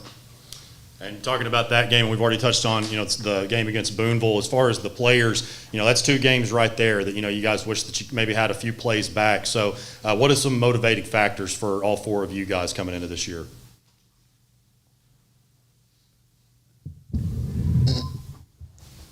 A motivating factor that I got coming in this year is the defense being very veteran. So I feel like we should be really good on defense. That's it. Motivating factor I have is how just dedicated we should be to winning this. I mean, we've went there, we've lost, we've felt it. We feel how it feels. We just need to win one, see how that feels, you know? Yeah, what Spencer said, I feel like just getting there, we've been there already, so we just got to get the job done next time. So just got to keep working hard, come together as a team, don't let nothing come in between us and stuff like that, just staying together and things like that.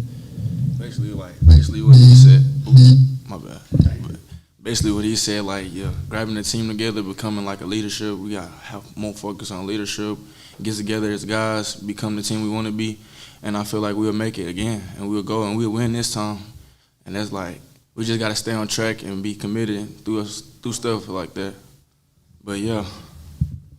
Coach, I asked somebody earlier, you know, I wanted to point out the coaches that have been at their program. I know you're obviously Prescott alumni, and just it says something about, you know, especially when you stay at a smaller place. You know, typically the goal is to start small and then you work to a 6, 7, 8 school. But again, and I know you're from there, so that has a big part in it. But and Dalton touched on just the tradition of Prescott. So what is it that's really kept you there all these years? Well, there's nowhere I'd rather be than right there. I've got the best job in the country, in my opinion. But, these guys, you heard them say it, got to stay together. I think probably the reason they're saying that is they hear that from me a lot because they've played together since Pee Wee, and they gripe a little bit at each other. If Kari thinks Levante got the wrong check or whatever it might be. So I have to get on them a little bit about that every now and then. But, these guys, it's a small town family unit. I know not only them, but I also know their parents and their uncles, and went to school with a lot of them, and it's a great setup there. We've got a kind of a football factory is what I call it. Coach, I asked the coach previously this question. Coming into the off season, coming out of the off season into this season, what's that one word that you tell your program to hang their hat on? We instead of I, no I, just we, the team. Always put the team first, and you will be the best version of yourself is something we say a lot. If you ever start thinking about just yourself, sometimes that don't work as good as what can you do for the team, and that'll make you be the best you can be, whether it be to get a college scholarship or just, be a starter or whatever it might be. So we really push that one word, we.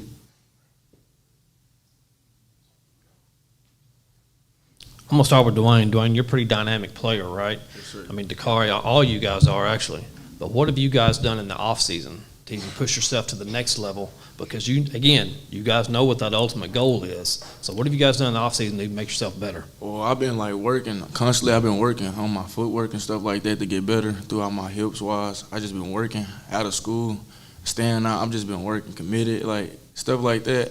But mostly what I've been doing to do right, to get better, I ask my homeboy or something like this, could we go run on route so we can get our stuff timing right, passing right and all that stuff like that. But yeah, I've been working for a long time, and I don't know, I just been working. I would say my leadership. Since I'm the quarterback this year, I just got to work on my leadership more, being first, stuff like that. Like Coach Glass tell me all the time, you need to be first on everything you do because you're the quarterback this year. He's right. So I just got to work on my leadership more and having the guys behind me and having them follow me because I know I want to win, so I know if they follow me, we're going to win it. Just doing everything right. If I do everything right, my teammates should do everything right as well. We got a great coaching staff. They're not going to teach you wrong. They're going to teach you right. The right things to do, the right places to be at, and they're going to get you plays to make. I'm going to touch on back to what Kari said about leadership. I feel like us as being seniors now, we should be the role models for the next young talent that's coming up in Prescott, so the dynasty that's still here can continue to live on. All right, guys, we sure appreciate you coming. Thank you. Thank you. Summer is here, so it's time to get out and experience the natural state. And there's no better way than in a new Hyundai from Chris Crane Hyundai and Conway. It's always a party with people celebrating the great deals and stylish lineup of SUVs like the all-new Santa Fe. Plus, you get America's best warranty and Hyundai assurance. So come join the party at Chris Crane Hyundai. Right now, get 0% financing for up to 60 months or up to $4,000 bonus cash on a great lineup of new Hyundais at Chris Crane Hyundai on Museum Road in Conway. Some people appreciate the experience of living, the craftsmanship and sheer satisfaction of being exceptional. The Genesis Concierge makes finding your perfect vehicle effortless, like the Genesis GV80 with a standard 27-inch OLED navigation system, or the G90 with seat massage for ultimate comfort. When you're ready to experience what life offers, you're ready for Genesis. Genesis of Conway, the future of luxury today.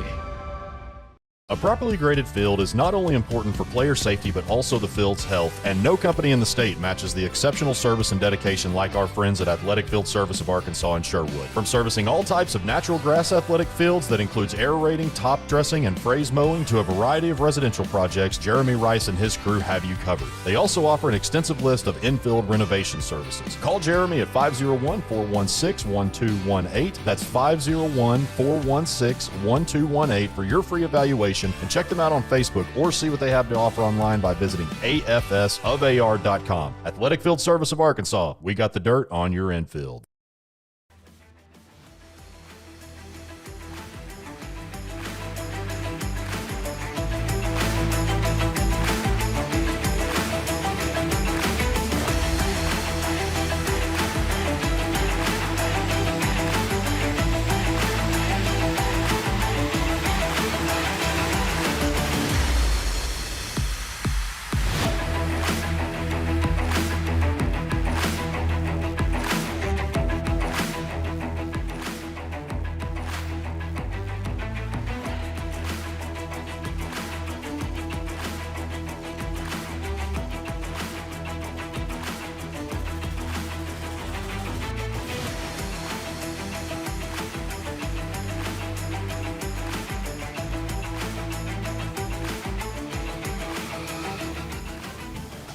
All right, up next, we've got the defending 2A state champions, the Bigelow Panthers, represented by head coach Luke Starks, along with Braden Winningham, Silas Schiestel, Martell Macon, and Jaden Dunlap. And Coach, I'll go ahead and hand it over to you for your opening statement.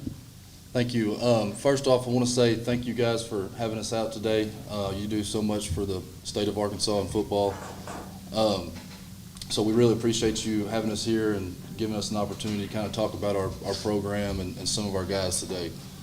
With us, we have starting senior quarterback, inside linebacker Martell Macon, senior tailback and inside linebacker Jaden Dunlap, senior defensive end Silas Schiestel, and senior defensive end Braden Winningham. Kind of going into expectations for next year, we had a really big senior class this year. Graduate 8 off of the offensive side. Bring back a couple of offensive linemen and what would have been a receiver, but which is Martell. He'll be making the transition into quarterback this year. We got a couple of guys moving in that are going to be able to help on the offensive side of the ball as well. A kid last year coming back from an ACL surgery who would have started last year up front will slide in there at left guard. Defensively, we bring back 8. We lose 2 DBs and a linebacker. So kind of really excited, both sides, but bringing back 8 from a state championship winning team is great, and really looking forward to coaching those guys on both sides of the ball. And that's kind of just what we've got going into next year or this year, I'm sorry. And so we'll just kind of, I guess, is it question time now? Coach, I guess if you can kind of expand on, looking around the roster, how you settled on Martell as the next guy up. Obviously, big shoes to fill with Brett, and then I guess afterward, Martell, if you kind of go through your feelings of being the quarterback and how that transition's going. Yeah. Okay. So obviously, we lose a 2-year starter in Rhett Newmeyer. They have 2 completely different types of style of play. Rhett, we got in 10 personnel a lot and was able to kind of balance the offensive attack out a little bit, sling it around. Our identity will look a little bit different this year. We'll try to play the hat game a little bit and outnumber some guys and distribute the ball that way on the ground. Martell, he does a great job for us. We've started working him, I guess, in the spring is when he first started getting reps at that spot. It's a lot for a guy that's never done it. He's never done it, not in junior high, 7th grade, and Pee Wee, from my understanding, right? I don't think he's ever taken a snap. So he's kind of taken that and ran with it, and he's been extremely coachable. He's really easy to work with, and he just soaks everything in and does what you ask him to, and no complaints. So I think he'll do a great job of what we're asking him to do. We're not going to ask him to throw for 250 yards. If we do that, I think we're in trouble. We're probably not going to win many games that way. But I'll kind of let him elaborate on some of that. What was the question again? Basically, tell us how you've been through that transition of moving to quarterback. Most kids who change position in high school to quarterback at some point have played quarterback, maybe even all the way back to, elementary school, 4th, 5th grade, whatever. But like head coach said, you've never really played that position before. It was really hard at first, just trying to get used to it, trying to get my arm right. Like he said, we probably won't throw it as much, but I mean, as long as we can, our offensive line can block and get us in the right position to where we can score. I feel like me and this guy beside me, we can do some damage in the long run. So I guess kind of what he means is by that, well, we're going to be efficient offensively. We're not going to try to throw it 20, 30 times a game. We're going to try to slow the game down a little bit, and kind of like I hit on earlier, just try to get win the numbers game, move some guys around, different sets and stuff like that, and definitely keep the ball on the ground. We've got him and 2 other guys that are going to be great backs. We've got a little slot guy, that Easton Platt, along with Jaden Dunlap and Rush Hill. So when we've got guys that can carry it, we just got to figure out ways to get the ball in their hands. Silas, are you excited to play more of a get your hands in the dirt and go forward type of blocking versus pass blocking? Yes, sir.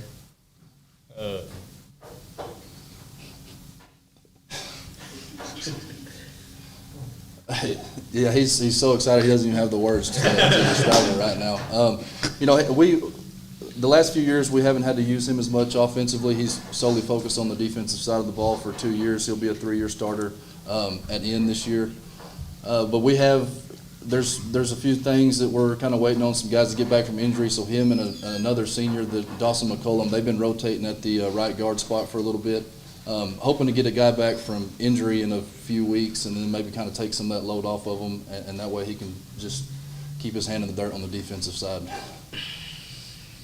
And, Coach, it's pretty well documented by now, when you took over, the program was in a really tough spot. It's your alma mater, you played for your dad and everything. So just to watch this whole entire thing unfold, I'm not just talking about, winning state and everything, but to go from literally the bottom to at the top, just now that we're, maybe 5-6 months, whatever it is, remember, well longer than that, from the state championship game, kind of put that into words since you've had so much time to soak it in. Yeah, I don't know. The bottom, probably the closest thing to the bottom was my first year when we went 0-10. That was kind of a very rough year for us. But and granted, it's nothing. I've said this a million times. It's nothing myself or anybody else on the staff has done.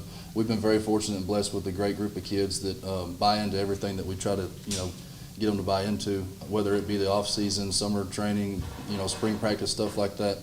I heard a guy say earlier something, games are really won in the offseason, and we're firm believers in that. We get cranked up right after the season's over with. We'll give them a week, and then we're in the weight room for the next 5-6 months. These guys love it. We try to have a good time in there, but also put the work in. And I'm a firm believer. I think everybody on our staff is a believer that that's kind of how games are won. I don't think you can just put a product on the field in the fall and not have put any work into it in the winter months and the summer and stuff. So, but yeah, I mean, as far as that goes, that's definitely been one of the main transitions. I think it's tough to be able to have to, I guess, to defend my dad for a little bit. He's been the one constant Bigelow football's had for the longest time, and that's a big workload on one person. So you kind of tend to, I guess, not really lack in areas. I mean, he does a great job, but just kind of coming in and bringing some new stuff into the off-season program, weight room and stuff like that, I think is kind of gave it the spark that we needed. And for the players, you guys, what was it, almost, I think 5,000 close to attendance in that game, so well more than Bigelow. I mean, it seemed like just basically the entire region almost. But when you guys came home, you had up on the scoreboard, you had the kind of parade, everything like that. So after, especially how the season ended before in the first round of the playoffs, how rewarding was it for you guys to finish on the top of the mountain? It felt great. From what I've seen, it felt great. Felt good. Finally giving the community, being a part of a state championship team and giving the community what they wanted and what they finally needed for the past 4 or 5 years. Yeah, it just felt amazing. Nothing like it. to go off what Martell said, it was great for the community to pop out, for how many people came. We call them super fans. They have tailgating every Friday from like 2 to 7, and it's great. They line up, we walk through there, and it's a great atmosphere, environment for the players to come around. And also, too, look at golf, you look at boys basketball, baseball, so much success that you guys have had at Bigelow. And so, as somebody this earlier, just with all of that success that just basically happens throughout the school year in multiple sports, how does that keep you guys motivated as far as what you do on the field and just continuing to represent the school in your sport? It's just great seeing all the success. I mean, we have really good athletes all around throughout baseball, basketball, football, just track, and everything just collides with one another. Almost all of our athletes are multiple sport athletes playing either 2 sports to 3 sports, and it's just really good how one sport can collide with the other one with just weightlifting and just staying active.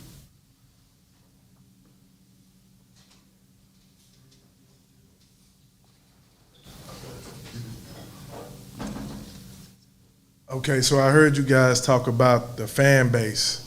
So if the fan base is watching right now, let them know just how important it is to continue supporting you guys and how it helps your mental.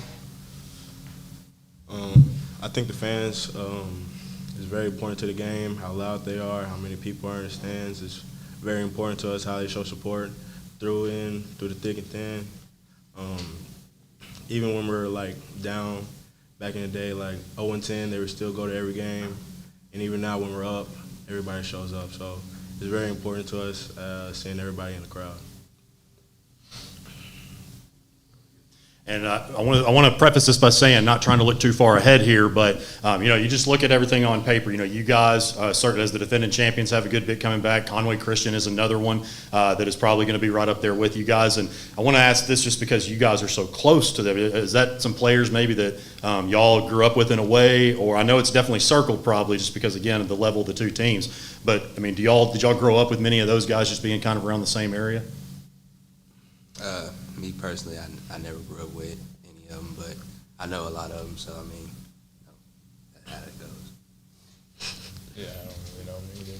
Yeah, I don't really know. I mean, many of them became friends along the way, but it's just competitive base when we get onto the field against them. So, what they're supposed to say is that's week 10, and so that's a long time between now. Most definitely. All right, is everybody good? All righty, guys. We sure appreciate the time. Thanks for having us.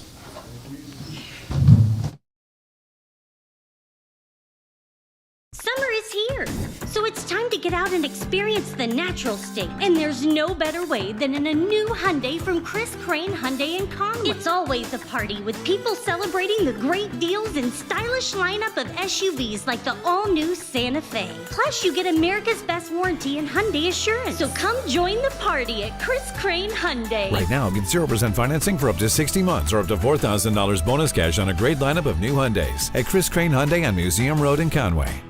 Some people appreciate the experience of living, the craftsmanship and sheer satisfaction of being exceptional. The Genesis Concierge makes finding your perfect vehicle effortless, like the Genesis GV80 with a standard 27-inch OLED navigation system, or the G90 with seat massage for ultimate comfort. When you're ready to experience what life offers, you're ready for Genesis. Genesis of Conway, the future of luxury today. A properly graded field is not only important for player safety but also the field's health, and no company in the state matches the exceptional service and dedication like our friends at Athletic Field Service of Arkansas in Sherwood. From servicing all types of natural grass athletic fields that includes aerating, top dressing, and phrase mowing to a variety of residential projects, Jeremy Rice and his crew have you covered. They also offer an extensive list of infield renovation services. Call Jeremy at 501-416-1218. That's 501-416-1218 for your free evaluation, and check them out on Facebook or see what they have to offer online by visiting afsofar.com. Athletic Field Service of Arkansas, we got the dirt on your infield.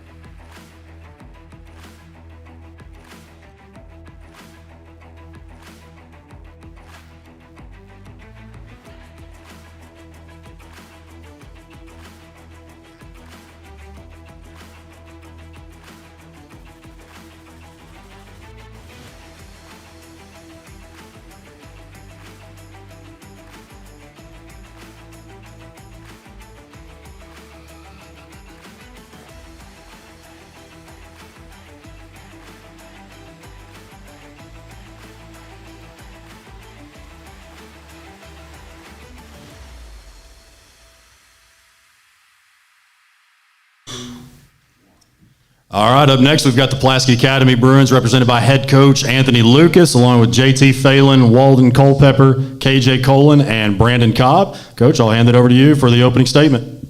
Good afternoon. Glad to be here. How's everybody doing? Look like y'all are doing well. I'll tell you, I walk in this building, it's almost like SEC Media Days set up in here, but everything is great, man. We're looking forward to our upcoming season. You think about last season, we can go back to last season. These guys right here, the look on their faces after we lost in the semifinals to Greenwood, and we lost. That was the second loss to them. I saw it in these guys' eyes that they were very disappointed, and our juniors, our whole team, for sure our seniors, because that senior class that we send out, they wanted to go out with the state championship. Unfortunately, that didn't happen, but I saw the fire in these guys' eyes after the game, and then when we got back in January to work out January 4th, these I got 22 seniors now this year, and these guys are really looking forward to this upcoming season. They don't want to have that same feeling in their stomach or in their mind and being the same way it was last year. So we're looking forward to another new challenge at Pulaski Academy, and we're going to be ready to go. So we're excited, and hopefully things are going to turn out a lot better than they did last year. And Brandon, I want to start with you. So you split time with Kel your sophomore year. Last year you started but played with a club on your hand for a large majority of the season. And now coming into year 3 as your senior year, what have been kind of some of your main, you had a great year despite having that club on, and what are some of the focuses that you had over the offseason to lead this team at quarterback your senior year? I've been trying to gain a lot of weight because, 7A, more competition, bigger people, bigger teams. Been trying to gain weight, get faster and stronger in the weight room, and really just hold myself and my teammates more accountable, be a better leader on and off the field. And I think that's really important especially because we have younger guys that have so much potential and they need people to lead them in the right direction, and I think I can help them with that. Coach, you mentioned seeing that fire in the guys' eyes after that state championship loss last year. What are some of the bigger areas since then that you've seen this team grow over the last few months? Well, Brandon spoke on it earlier.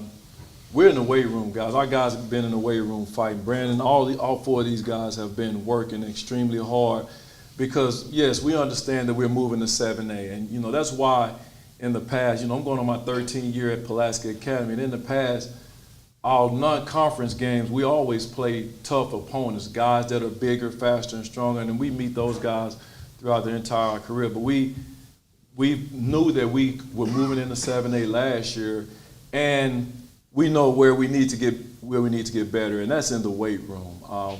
We're going to deal with, I think the biggest issue there, or the biggest challenge that we're going to have this year is basically in the trenches. I think that in depth we'll have a little depth problem, but other than that, our guys are going to compete, and we know that, and that's part of it. We're excited about 7A. We hear about a lot of people saying that, that hey, well, y'all not going to be able to do this, y'all not going to be able to do that. I tell them this. They said the same thing when we moved up to 6A, and we found a way to get it done.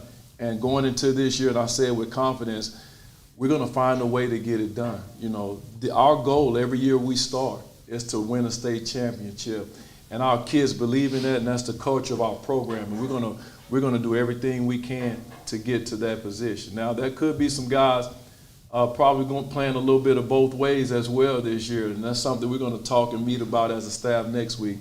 But I think that's the biggest challenge. Skill-wise, I think we'll be fine.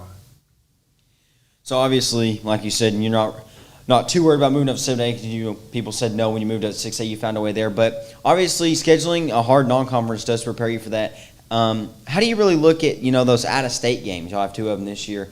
How do you prepare a team for an out-of-state game that you have no idea really what to expect? Well, we played MRA. This will be our 4th year playing Madison Ridgeland Academy out of Madison, Mississippi. We kind of know what they do, and they're always athletic. Last year, it came down to a last second, 10 seconds or so field goal that was huge by John Stephen Goodwin. And, you know, they had one extra play, and that kid almost took that ball back if Jake Fuller don't make that tackle. But our kids, that's something that's been built at our program, to play out-of-state teams. So they're excited about it. What I love about it is traveling. We get to travel. You know, that's like, that brings back days of my time at Arkansas. You know, traveling, we don't fly, but, you know, that part. And our kids get excited about that. You know, this summer we've been to SMU. We played in SMU, took the whole team down there, did a 7-on-7 challenge, and we had a 7-on-7 tournament as well as an O-line challenge. We went to Fayetteville, you know, went up there as first for us. We hadn't been to Fayetteville, and it was great to go up there.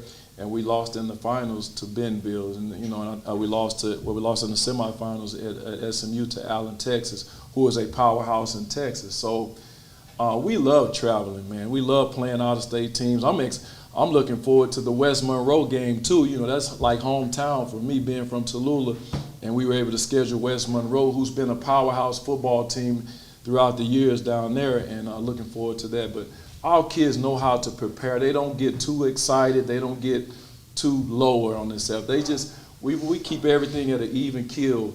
And I don't think that's hard preparing our kids for an out-of-state game. They know what it is. We're going to come up as a coaching staff. We're going to get in there. We're going to game plan. And then we just put it on these guys to go out and execute. Coach, I heard you talking about camp. So speaking of camp, what's the biggest question you need to see answered from your program from the beginning of the camp on into the regular season?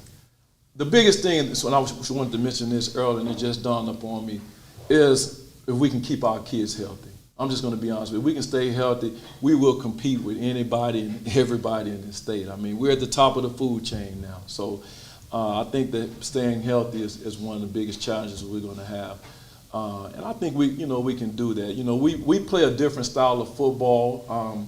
You know, Greenwood was solid last year. I'm not going to take anything away from the Coach Young and that crew and what they did. You know, Little Rock Christian, big ups to them too. Those were the only two teams beat us last year, and those two teams played for a state championship. So it's just of us going in and taking one game and not looking ahead, but taking one game and 1 week at a time and just executing again, but most importantly, keeping everybody healthy. KJ, you're a 3-year starter. You're now a senior leader. So talk to us about that transition, you know, from being a sophomore and learning, being a junior, and now you're a senior leader. I would definitely say I've taken on more of a leadership role. I would say my sophomore year, being able to have that much experience, I feel like I know a lot more about the game, and I feel like that's a privilege and an advantage for me. So I get to teach our younger guys, because we have some younger guys that are going to play valuable minutes for us, especially on the defensive side of the ball. So I feel like being able to continue to coach them up, as well as our own coaches coaching us, I feel like it's a big advantage for us. And building off of that, Walden, you're kind of taking that next senior leadership role with a long line of Pulaski Academy receivers, JT, you on the defensive line. So just kind of talk about embracing those roles for you guys. Well, there's a lot of shoes to fill from all the receivers that played here, but that really doesn't matter to me. My goal is just to go out there and win a state championship. I want to put another year on that board, and we can do whatever I have to do that. Yes, sir. And I just wanted to like what I'm just working on is like to inspire like the younger kids, make them know like the game and how we do it in the D line, and just show them how we do it. To the players, speaking of the success, what the atmosphere has been like coming into this season, just among you guys, the camaraderie with you guys? I would say definitely practice. Coaches have had to calm us down a little bit. We're real fired up. We get really competitive against one another, especially defense, offense. When it's 11-on-11, we get really competitive. But at the end of the day, I feel like we're making each other better, and that's the most important part. I feel like it kind of lit a fire in everybody when, like you said, people are questioning whether we can compete or not in 7A. And so I think that's why there's been all this energy at practice, and everyone's all fired up. And it's just something we can't control. We're ready to compete, and we know we can. One thing for me, I love where you guys ranked us. Hootens and everybody else put us at the bottom of the totem pole. I love it. I always loved playing when a lot of people didn't know about it. When I was at Arkansas and we had those runs, and they ranked us. I was like, oh Lord, that's just a bullseye on our chest. Like, keep us here, keep us at the bottom. But our program, has been successful, and we would never be on the bottom. There's always going to be people giving us their best game in and game out, and it's going to be that much better going into 7A because everybody, a lot of guys have already said. You hear people talking, saying that. Yeah, PA finally getting what they wanted now. They got 7A. We're going to see what they're made out of. But we're gonna be ourselves, and we're going to play our brand of football. We're going to onside kick. If we have to punt, we're going to punt. We're going to do whatever it takes to win. I guarantee you that. And I'll tell you, these guys right here leading us at the front, I feel really good about it. And we're so excited about 7A, guys. We're excited about playing. I can't wait till August the 5th for us to get started for fall camp. But they have been working extremely hard. And Brandon said it earlier, we've been busting it in the weight room. It's just been a different feeling in the weight room and then in this season. And KJ mentioned it too. Yes, I've had to calm him down in practice all summer with the competitiveness and the yap. And I'm like, no, I don't want to get that. I love that fire about them. Even offense too. Love the fire about our kids. But we're really looking forward to this year and very excited. Brandon, one of your best receivers last year, you couldn't rely on.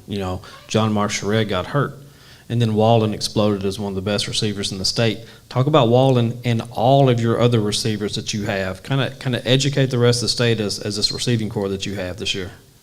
Walden obviously was a big help last year. I don't even know how many yards he had, but it was a lot. And 1,414 yards. 1,400 yards, yeah. So it was nice to have that. He's a big target and he can run. Because someone comes down in zero, I know I can throw him a go ball and 100% trust him. And so that's a really big thing for a quarterback. And then we got Connor Coldren too. He's gained a lot of weight. He's a big body. He can jump. In our 7-on-7 tournament in Hoover a couple weeks ago, he actually caught a Hail Mary to send us to the championship game there. So it's just a lot of things that people are doing that are making plays, and that's what our receivers do. And Will Manning's a great route runner. William Swoboda's another big body. He started last year and as a sophomore, and he did not look like a sophomore when he played, and that's a big thing as well. All around the board, just younger guys too that can run and make plays, and I'm glad I've got the receiving corps I do 100%. I'm excited about my receiver corps. I promise you that. We're about 6'3" and above, and they ain't the fastest, but it's, y'all remember Steve Larger. He wasn't the fastest guy.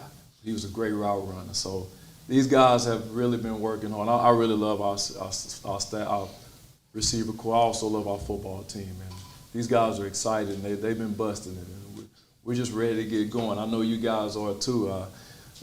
Everybody's looking forward to football season, so ready to get it going. Well, and now that we're still in talking season and we don't have to focus on week to week for right this second, do I even have to ask which game y'all have circled? All of them. Senior night. No, we don't want to look at this. He said senior night. He needs to be focusing on Jonesboro, which is our benefit game. The next game, Jonesboro. Yeah, we gonna wait on that. Right now, everybody, I've been getting it all summer and all year. Little Rock Christian, I was like, look, right now Christian, they're the team. They beat us last year. They beat us, and now they moved up. So right now, I'm always a humble guy, but I'm telling you, when people say Little Rock Christian, I'm saying, hey, yeah, they're on top. Last year, what happened last time? They won. They beat us. So we got a lot to prove, but we're looking forward to all the games, right, Jimmy? But first and foremost, Jonesboro. Right. That's it, benefit game.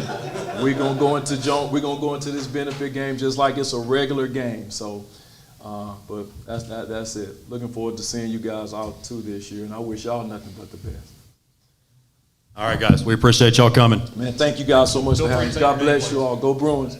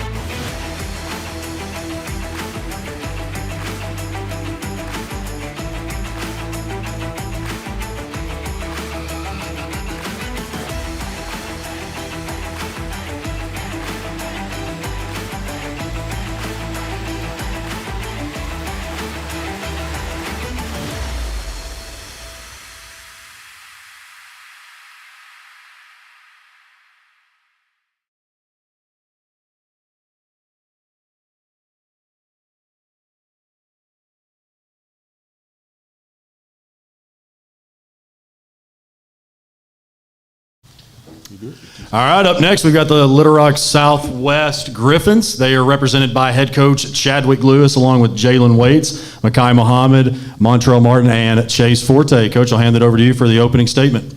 Thank you all for having us. Like I said, my name is Chadwick Lewis, new head football coach here at Little Rock Southwest. This is going into my second year here in the state of Arkansas from Louisiana. I brought here with me my starting tight end, Montrell Martin, my starting quarterback, Chase Forte, starting inside linebacker, Makai Muhammad, and my starting safety, Jalen Waits.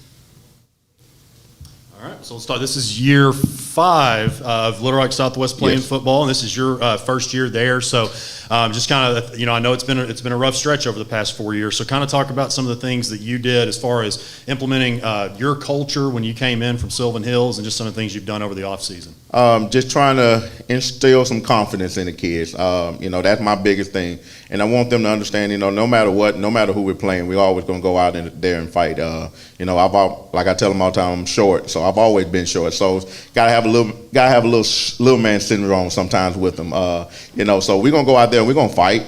No matter who we're playing, and that's the mindset that I want them to have, and I think they're getting that mindset. We had a good 7-on-7 this summer, have some good team camp this summer, so you can see the improvement every single day. We just want to keep building on that. We don't want to go do any regression. We want to keep moving forward. Coach, tell us a little bit about your philosophies, right? You got your quarterback sitting right here, so tell us what we're going to see on the offensive side of the ball. Being an old running back, being an old wing T guy, I do like to run the ball, but when I have the ability to throw the ball, we're going to throw the ball a little bit. So we're going to try to keep it as balanced as we possibly can. We're going to take our shots, but we want to try to keep everybody, keep everybody off who we're playing and let them have to defend everything, but we're going to take our shots here there with Chase, great strong arm young man, got some athletic ability as well, we're looking to do some good things offensively. And regardless of what happened in the past, you got your quarterback coming back and, some guys that have had experience. So especially starting with Chase, having him, in your first year, how big is that? That's big. If you can have an experienced guy at quarterback, it makes a lot of things a lot easier. Somebody on the field that can manage the game, field general for the game for us. So that's a big deal for us. I'd rather have to find a running back than find a quarterback a lot of times. Obviously, anytime that there's a coaching change, there's some things that you come in and do differently than the guy before you. What are some of those bigger things that you have decided to change, and how are these guys and their teammates responded to that? Just kind of give them a little bit of a voice, give them a little, allow them to be themselves a little bit more, be somebody that they can relate to a lot. I think that's one of the biggest things, being able to be there, somebody that's been in a situation like them and being from the neighborhood that they live in and stuff and making it to the point that I'm in. So that's one of the biggest things for me, changing the culture. And speaking of change from the culture, hear from you guys as far as Jalen, you came in and just the experience that you guys have had playing for Southwest. What are some goals that you have as far as like we talked about changing the culture, but just translating that to more wins on the field?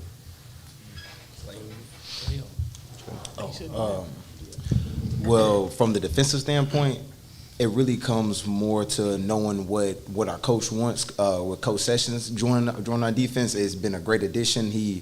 And in some cases, he'll call the play before it comes out. So just getting the defense to recognizing that and funneling it along to where we know what he's going to call before he even calls it himself, so we can adapt to it quicker and stop more points, plenty more than last year. Makai, tell us a little bit about the leadership role that you've had to embrace this year, versus in the past. So tell us about going into the year, what you've done, how that's made you change your mindset and your work, your work ability. Yes, sir. We didn't really have very good senior leadership, and we have a lot of young players that are going to have to play this year compared to the past years. We had a lot of 10th graders and a lot of 11th graders playing because we're not a big senior class. So just instilling in them, giving them advice, letting them know what it is, like, hey, chill out right now, coach doesn't want that, or hey, come on, pick it up, we need to get into shape and stuff like that. So it's just little stuff like that. Coach, you obviously have fall camp coming up. What are some of the bigger things you want to see accomplished during that time period up to week 0, first game of the year? Steady improvement. That's the biggest thing. every day getting 1% better. And if we're doing that, we should be okay. Making sure we're learning what's going on. We're going to reinstall everything. That being an old offensive coordinator, that's how I've always done. Even though we installed during the summer, first day of fall camp, we're going to reinstall just to make sure everything, because there might be some things that we need to change here or there as coaches. But we just want to make sure every day we just continuously get better. So obviously, you look at your schedule. You have a pretty tough conference schedule, and I saw that you've scheduled Lufkin, Texas, going to be the week 2 game. How do you prepare your team for such a Texas powerhouse? The way we prepare for everybody else. Playing Bryan and playing Conway and PA and Cabot, all those teams. I think those teams are just as good as a lot of the Texas team. So we're going to go in there and prepare for Lufkin the same way we prepare for everybody else. We're not going to back down from any challenge. I know it was a crazy game to pick up, especially at this time of the year, and it may not be a game that we necessarily wanted, but it gives our kids an opportunity to see, okay, what is it like from the Texas side of football? Because those are the things that I want to get them to. How do they compete? So we're going to go out there. Like I told someone earlier, we're going to compete no matter what. And when they get done, Lufkin will know, hey, we played Southwest, and Southwest put a doggone tough team. Hopefully at the end of it, we beat them. So that's the end goal of every game. Well, this is for each player, starting from Montreal to Chase. Give us a little insight just over the summer. What have you been working on that you can bring into this season? Well, just starting out, I'm working on being a better leader. Like it's a lot of young athletes at our school, and it's a lot of dogs really at Southwest. They ain't never had that push from anybody in their life. So just being a leader and picking everybody up and just getting everybody involved. Being a good leader to the young guys we got. There's a lot of young guys, and last year we didn't have a good senior class, so we just step up, try to be a good senior. Just like Montrell and Chase said, just being a good leader and showing the young players the ropes and what to do. Basically what they said, being a leader and making sure that everybody realizes whether we're down by 30 or 50, we always can finish a game out with our heads up high and not give up. Coach, I think you said you played running back and you coached offensive line. So just talking about the running game, I want to focus on just kind of the trenches real quick. That's obviously something that any great football team has to have, great defensive, offensive line play. So maybe what is something that you learned as an offensive line coach from Silven Hills that you've translated over to a head coach building your own team? Just being real.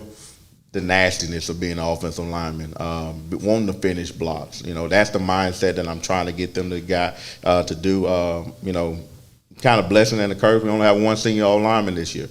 So most of those guys are going to come back next year. Got a lot of 10th graders on the O-line as well. So, just trying to get them to have that mindset that every single play, I want to go out here and dominate. When I'm in the weight room, I'm pushing, I want them to understand, we got to push that weight. And when you're pushing the weight, you translate that onto the field as well. So that's the biggest thing that I'm trying to get them to just have that mindset of I can't be stopped. I'm gonna block every play.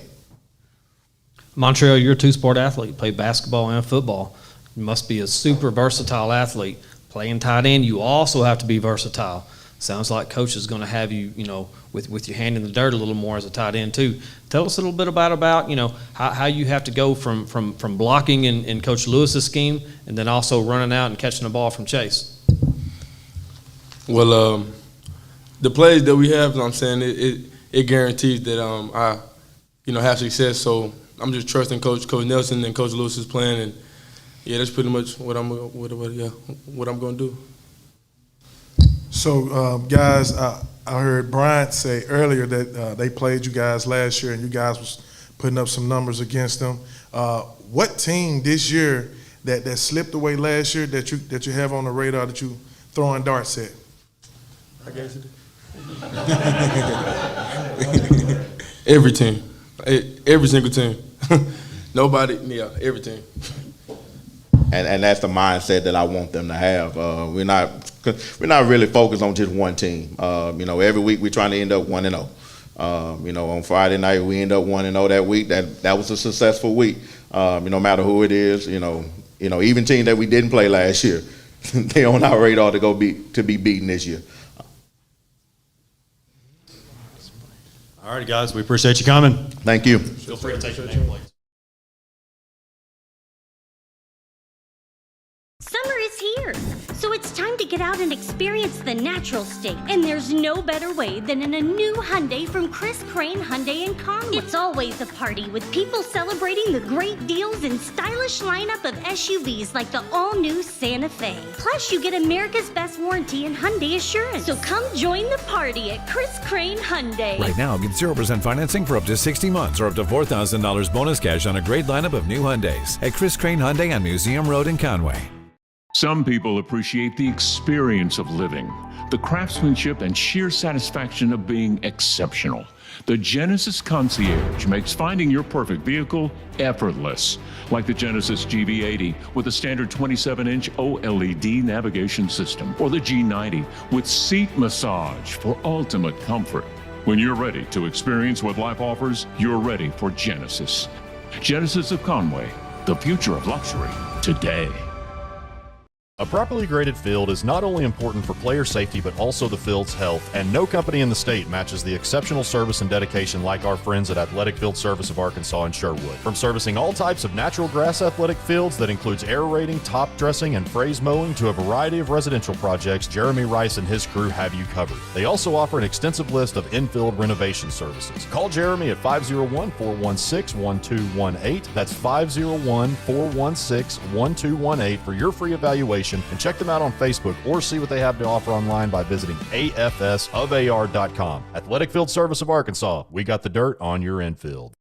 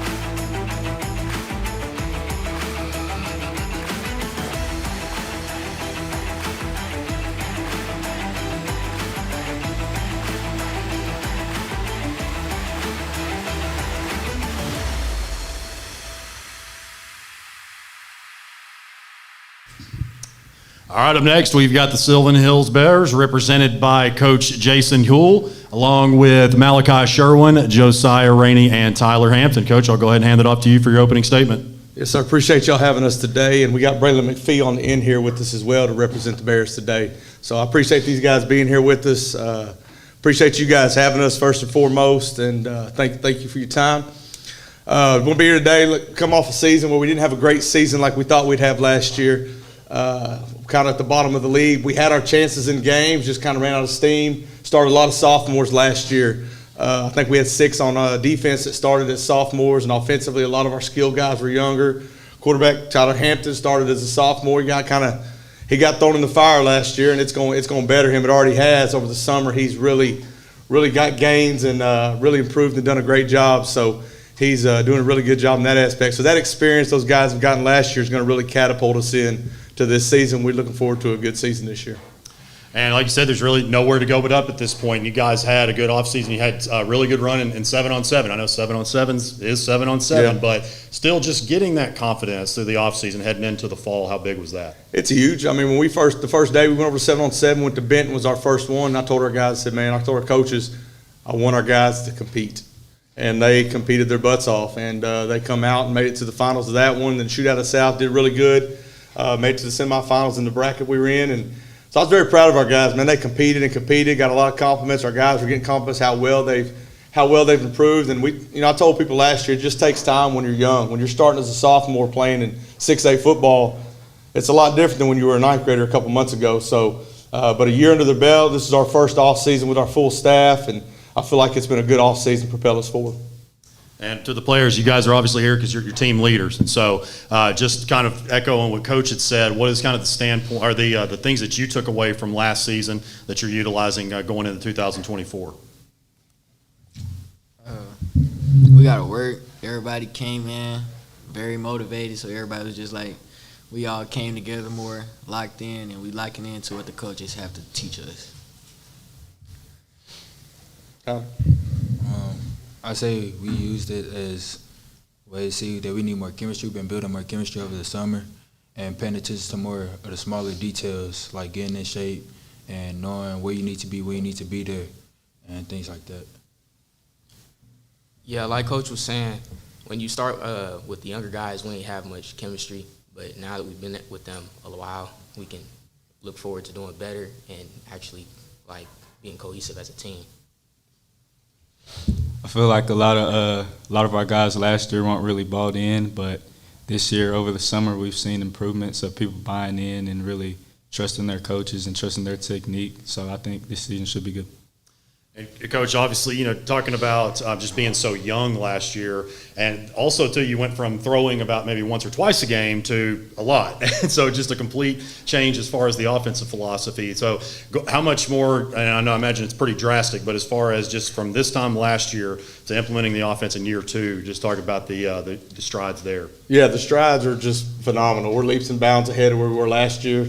I like this guy here. I think he got hurt his ninth grade year, so his last time playing was an eighth grader in the flex bone, and so he was thrown into 10th, as a 10th grader into the fire and the new system and the spread. And our guys, like you said, maybe caught 10 passes the whole year. So our guys catch a lot of passes, running routes, things like that. They had to learn how to actually do it, and it's been.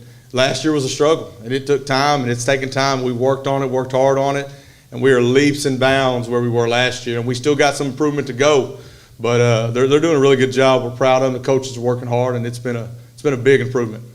And defensively, got to obviously stop people too. So how has that come along just throughout there? You mentioned the offense and just defensive progress. How is that? Yeah, defense coming along. We got a lot of starters back on defense. Like I said, we started a lot of sophomores on defense last year. Got hit with the injury bug pretty about midway through the season. Had about 6 starters out. But them sophomores played, and they got that experience, so they're ready to go now. And we're doing a couple different things than we did last year, but pretty much it's the same system, the same coaches, and they know what's expected of them. And I feel like we're going to fly around and be pretty fast on defense. And Tyler, has it slowed down a lot for kind of what I'd asked about Coach Ewell and just the offense in year two? Has the game slowed down a good bit for you now that you're a lot more used to it? Yes, sir. I feel that I'm more confident in what I'm looking at in terms of like defensive coverages. My pre-snap reads and post-snap reads have been getting a lot better, and I'll have more trust in my receivers on being where they need to be, when they need to be, and being able to deliver throws. And Josiah, I wanted to ask you, now you're somebody that's known for their speed, but I know that you can tackle, you can do a lot more than just run. So talk about just being physical and enjoying being a physical defensive back as opposed to just somebody that bats down balls.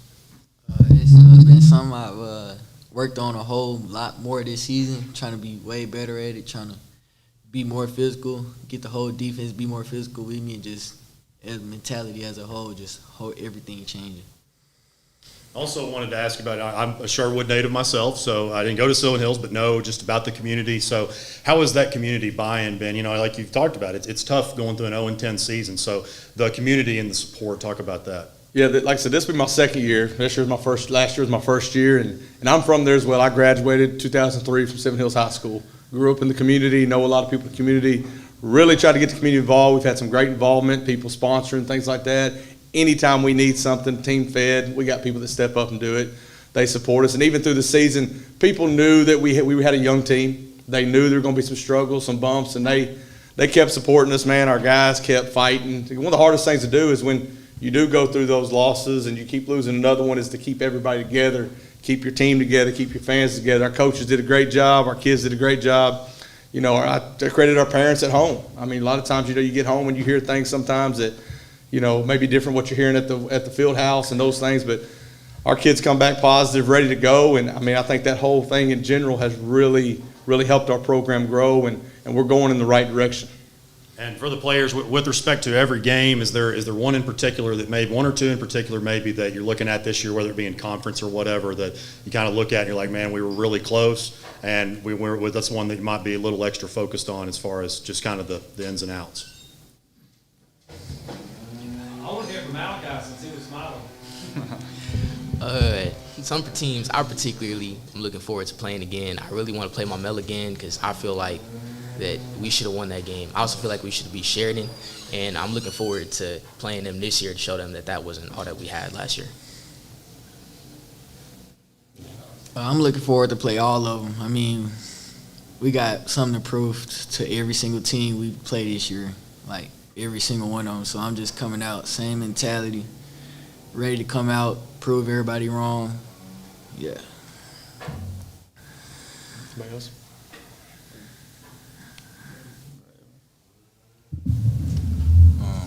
I go into every game pretty much the same.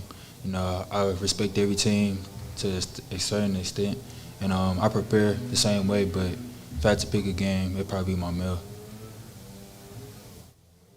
I'm gonna kind of piggyback off of them too, but definitely Maumelle again. I think we really should have won that game. We played great defensively, had a little struggle on offense, but that's something we've been working on in the summer. So we should be a good game.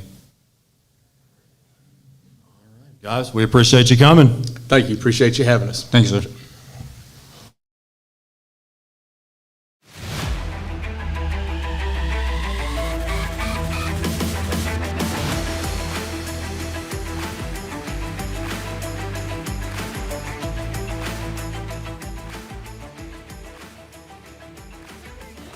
So it's time to get out and experience the natural state.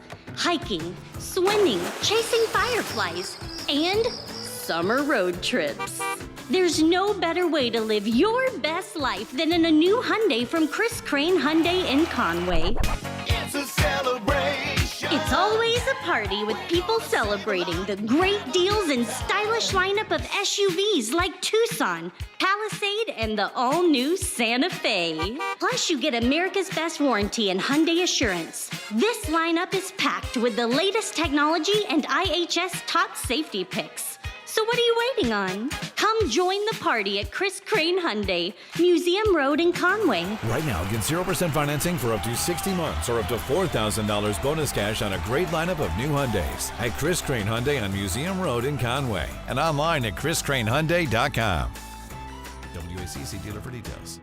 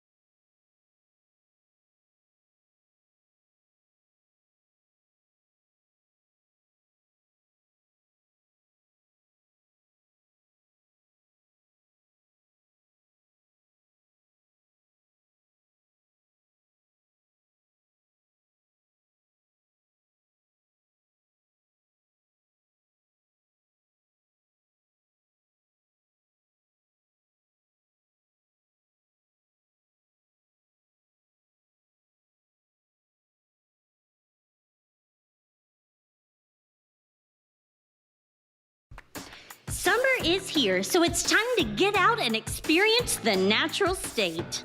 Hiking, swimming, chasing fireflies, and summer road trips. There's no better way to live your best life than in a new Hyundai from Chris Crane Hyundai in Conway.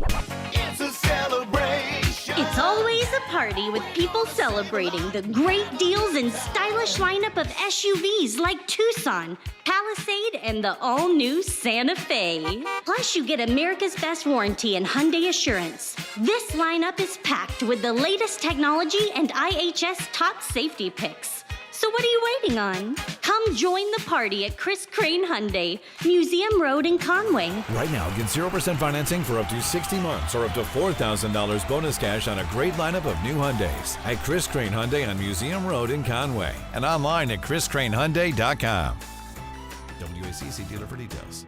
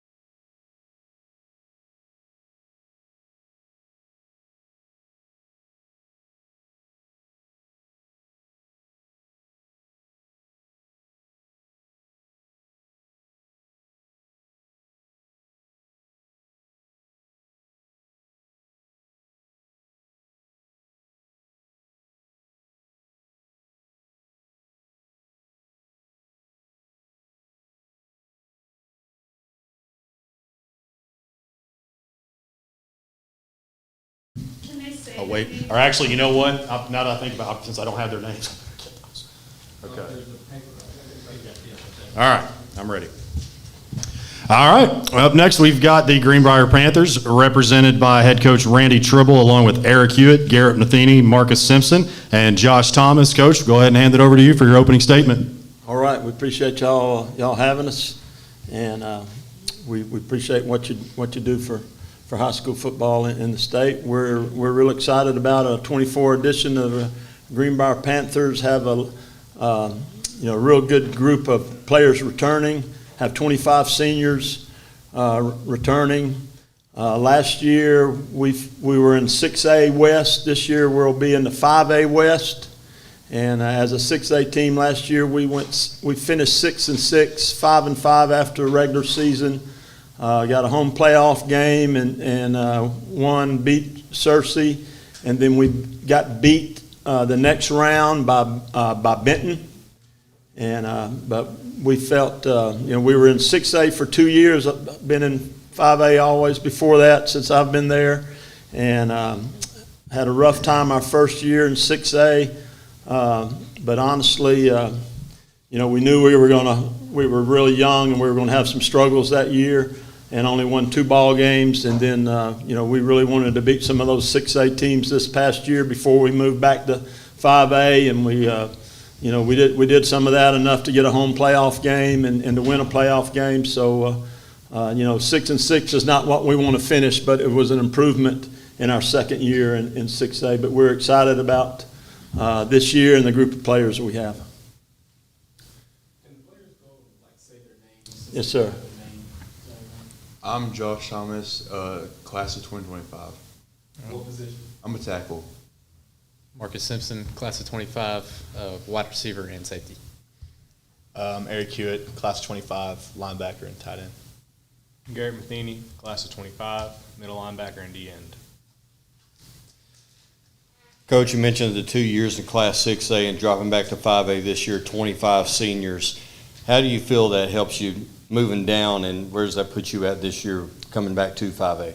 Well, the big thing is some of those 25 seniors and the returning guys, I think I've got some really good football players that ended up, really developing last year and being real strong football players by the end of that time. And we think that we'll be very, we think we've got a good ball club, and we'll challenge for the conference championship, and think we'll make a run in the playoffs. Coach, forgive my ignorance. I think both your quarterbacks graduate. I know Kane. You had two Kanes, and they both graduated, correct?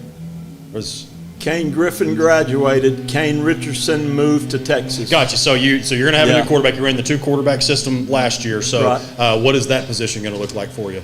We have a young man that'll be a junior by the name of Jack Palmer that we're real excited about. He's about 6'3", kind of skinny, 175 or so, with a really live arm. He's had a great summer, and I thought we were going to have two real good quarterbacks coming in the year, but one of them moved. But we're real excited about Jack. He's done real well in 7-on-7 in our team camp so far, and he's going to have a great year. And Eric, I wanted to ask you, I know your brother had a great career here, and you're carving out one of your own. And I always like to, anytime we talk to some brothers, I always like to ask you, just what are maybe some things that you took from him now that you're, like I said, carving out your own legacy? Well, I think, of course, watching him play, it was real cool to see his career throughout high school. And it also kind of just sets a standard for me when I'm playing to try and live up to what he did and exceed what he did when he was in high school. And just stuff like that. And he helps coach me up after games. He always watches and helps me out. So it's real nice to have him around. Coach, as far as the defensive side of the ball, maybe some new guys to watch on that side and some key pieces that you have to replace. Well, one of the key guys that left that was a real important to our defense last year was Eli Weaver, and we've got a guy that backed him up some last year that'll be a senior. Mathis Polk will take that place. They're different athletically, but Mathis Polk is a really good football player, a real physical football player. So we're excited about seeing him. And our defensive front, we run a three-man front, and we just lost one defensive end. He was a really good one, Jaime Fregoso. But we feel like that's a place that we have depth, and we have some really good football players there. There's several guys that'll play there. Weston Schultz will be a senior. Chandler Sanders is really having a great summer. Is also another defensive end. So and Ethan Quattlebaum's a really good player. So we think that's still a depth for us. We lost an inside linebacker that started and was a senior returning to an ACL injury in spring ball, and one of the things we're doing is letting this guy move from defensive end to linebacker. He's kind of playing at both of them right now as we try to develop young guys to take that spot. And so he may be at a different position. Marcus played corner last year, and we moved him to safety, and think that's going to be a really good move for our team and for Marcus. Jackson Bernard will be a starting safety that'll be his first time starting. Last year he didn't get to play a lot because he broke an ankle. So and Jackson's had a real good summer. So we think our defense is going to really be solid. Regardless of who the quarterback was last year, flipping between the two, they had somebody as talented as Miles out wide to kind of help out a little bit. I guess, who are you looking to kind of step up as that maybe go-to option for this time around? Well, we feel like we've got a really good crew of receivers. They're not all guys that started last year, but our guy that we call our X. His name is Salter Mahan, that started all last year, and he really came on at the end of the year. He caught 12 passes against Benton in our last playoff game, and he's explosive, can beat people deep. Eric will play our Y position. Him and another guy will alternate with him some there, because Eric will play every down of defense, and both of these guys, they didn't play much in the games. Eric played some, caught 3 or 4 touchdown passes last year. Our new H is a sophomore. Last year our H position was very, very productive for us, and he's gone. But we've got another guy that's just going to be a sophomore that has some of the same explosiveness.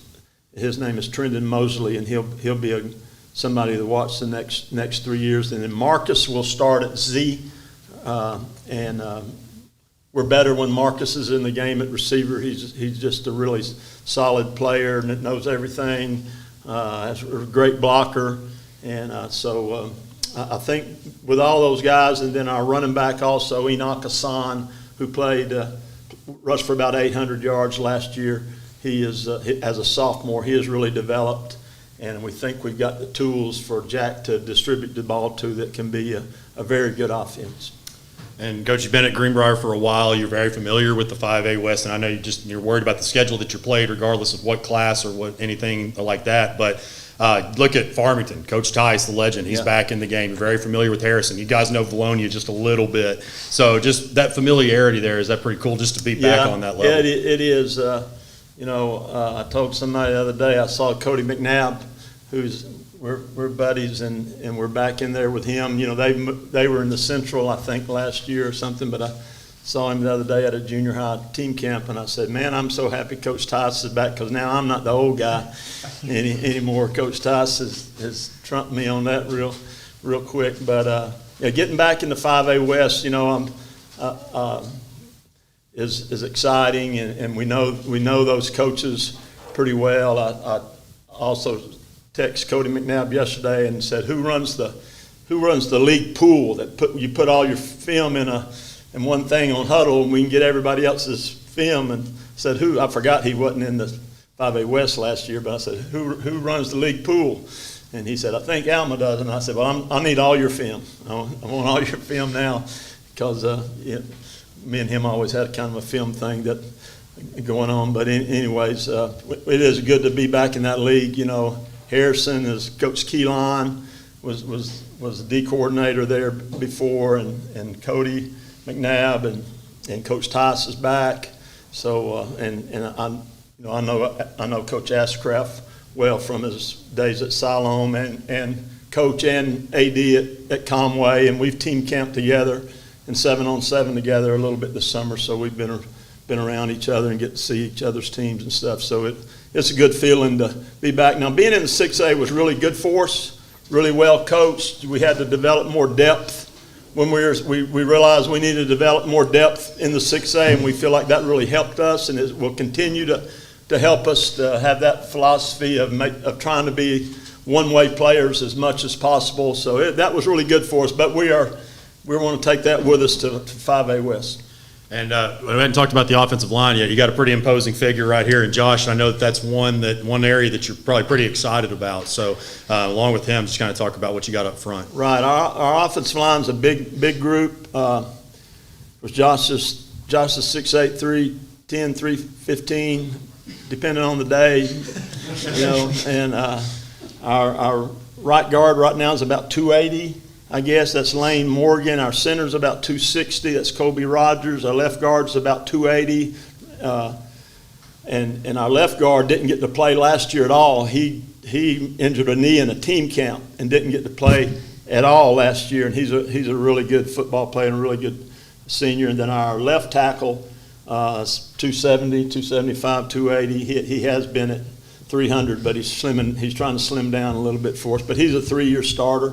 And so we're really excited about that, and that with Enoch Hassan behind them and a couple other guys that are going to be good players. We think we're still a work in progress. We're not there yet, but but that's going to be something we really think we're going to be able to run the football.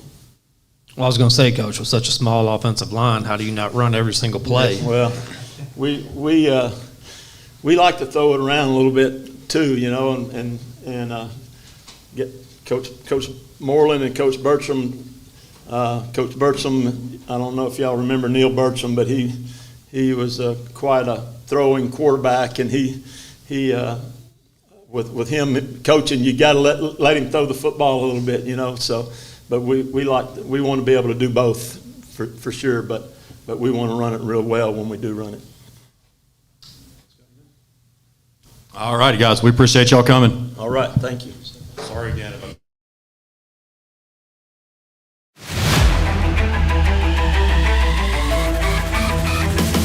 Summer is here, so it's time to get out and experience the natural state. And there's no better way than in a new Hyundai from Chris Crane Hyundai and Conway. It's always a party with people celebrating the great deals and stylish lineup of SUVs like the all-new Santa Fe. Plus, you get America's best warranty and Hyundai assurance. So come join the party at Chris Crane Hyundai. Right now, get 0% financing for up to 60 months or up to $4,000 bonus cash on a great lineup of new Hyundais at Chris Crane Hyundai on Museum Road in Conway. Some people appreciate the experience of living, the craftsmanship and sheer satisfaction of being exceptional. The Genesis Concierge makes finding your perfect vehicle effortless, like the Genesis GV80 with a standard 27-inch OLED navigation system, or the G90 with seat massage for ultimate comfort. When you're ready to experience what life offers, you're ready for Genesis. Genesis of Conway, the future of luxury today. A properly graded field is not only important for player safety, but also the field's health, and no company in the state matches the exceptional service and dedication like our friends at Athletic Field Service of Arkansas in Sherwood. From servicing all types of natural grass athletic fields that includes aerating, top dressing, and phrase mowing to a variety of residential projects, Jeremy Rice and his crew have you covered. They also offer an extensive list of infield renovation services. Call Jeremy at 501-416-1218. That's 501-416-1218 for your free evaluation, and check them out on Facebook or see what they have to offer online by visiting afsofar.com. Athletic Field Service of Arkansas, we got the dirt on your infield.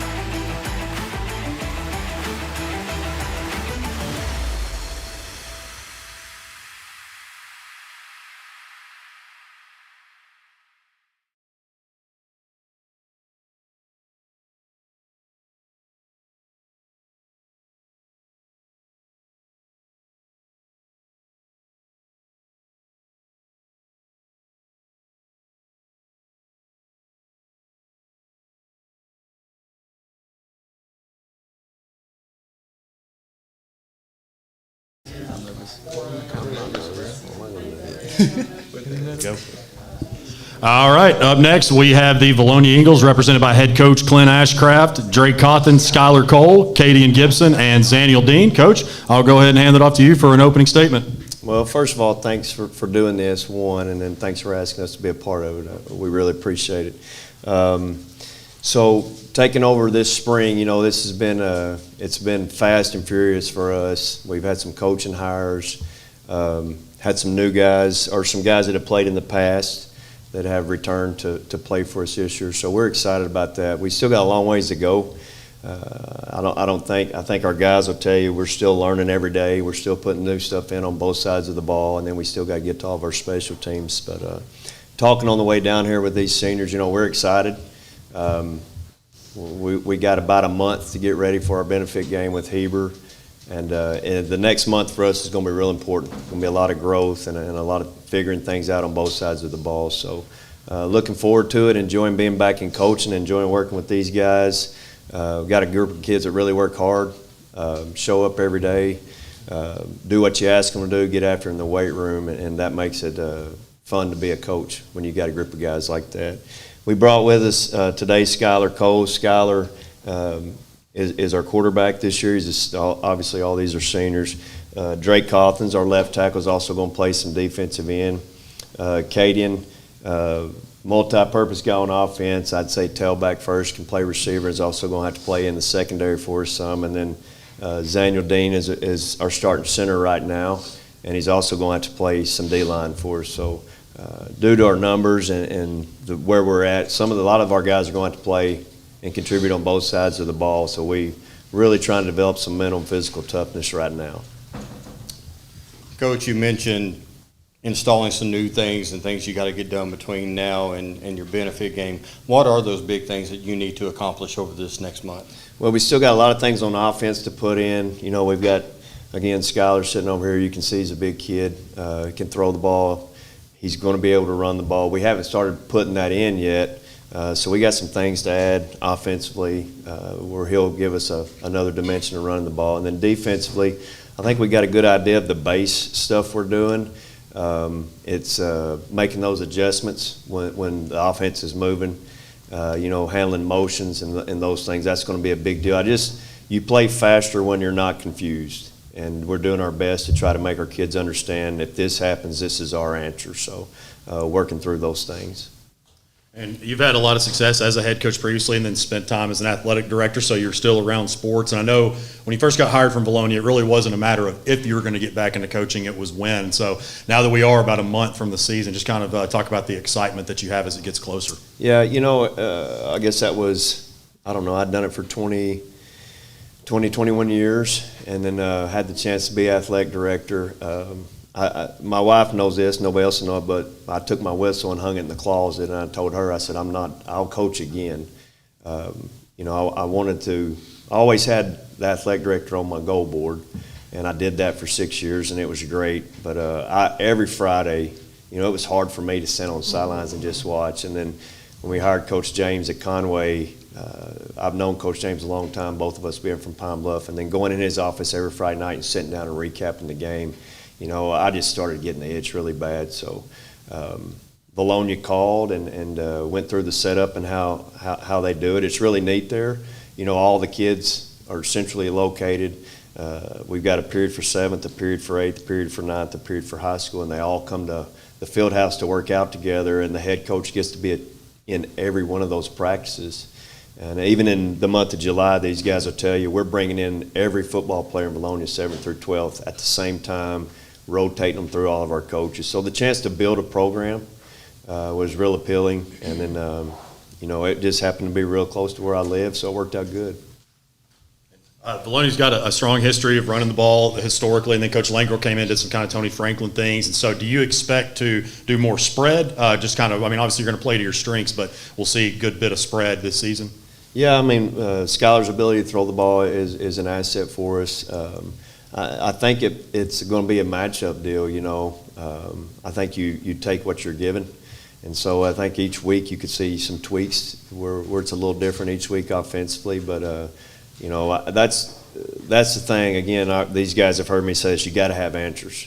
And we got to be able to run the ball, and we got to be able to throw the ball. and then take advantage of what we're seeing, the matchups that benefit us. So I think you'll see a lot of multiple things each week from us offensively. And for the players, just kind of, you got a new coaching change and all that good stuff. So just as far as coming into this season, what are just some things that you guys have personally worked on, speed, agility, strength, just whatever it may be that you've focused on during the offseason? Over the offseason, I lost quite a bit of weight to try to play a little quicker, and that's something that I think has paid off a little bit in team camp so far. I feel like I'm getting off the ball a little quicker and getting to my blocks faster.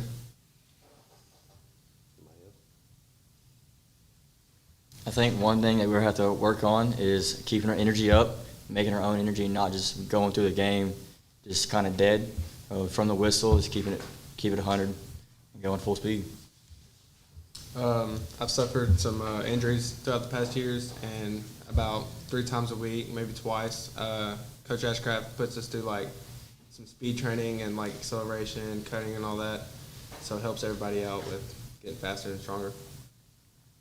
Skylar, how excited are you to come into Coach Ashcraft's offense, and how fun has that been this summer, and what's the transition been for you? It's been good. I've had to learn some new plays, but I picked them up really quickly. It's like our plays last year, and just different names and all that, and it's been really good. And how about defensively? Let's talk that a little bit, Coach, and just, as far as that progress since, what was it, March or April since you've been here. So talk about that progression. Yeah, on defense, I think we're the lineman depth. Obviously, I've told you 2 of our guys are going to play both sides of the ball some. They'll start on offense, and then we'll rotate them through on defense. So because of our personnel and the guys that we have and the bodies that we have, we're probably going to be an odd front. Do a lot. I think we got some guys that can move, so a lot of movement stuff. I think we try to keep a lot of the things, like Skylar said, on offense, maybe more verbiage change than anything. And then, our offense coordinator, Coach Russell, and I sat down, and these are the things I want us to be really good at. And then the screen games and stuff that they had last year, I really liked when I watched film. So we kept a lot of that. And I said, let's don't change what we don't need to change. But defensively, it's been a complete overhaul. We brought in Buck Bean from Conway to coach linebackers for us, and he worked with us at Conway when we were there running the odd front defense. So it's been a complete overhaul on that side of the ball. I know they were odd front last year, but I know there's really very little carryover. Would y'all say that? It's just coverages are different. All the calls are different. But we'll get ready. We'll be there when September gets here. Coach, I know we got several weeks until conference play once everything gets started. But what do you think about the conference you play in? It seems like they're really competitive. What are your thoughts on that conference? Well, we were talking on the way down here. It really reminds me a lot of my days at Siloam Springs because it really is the old 5A West, the heart of it. You got Pea Ridge in there in Farmington now. I don't know. Somebody, you get asked all the time how many games you're going to win. As many as we can. That's the answer that you got to give. I know the conference is strong. I know the coaches in this conference are good. So, it's going to be very competitive. Looking forward to see how it shakes out. I don't know what I don't know right now.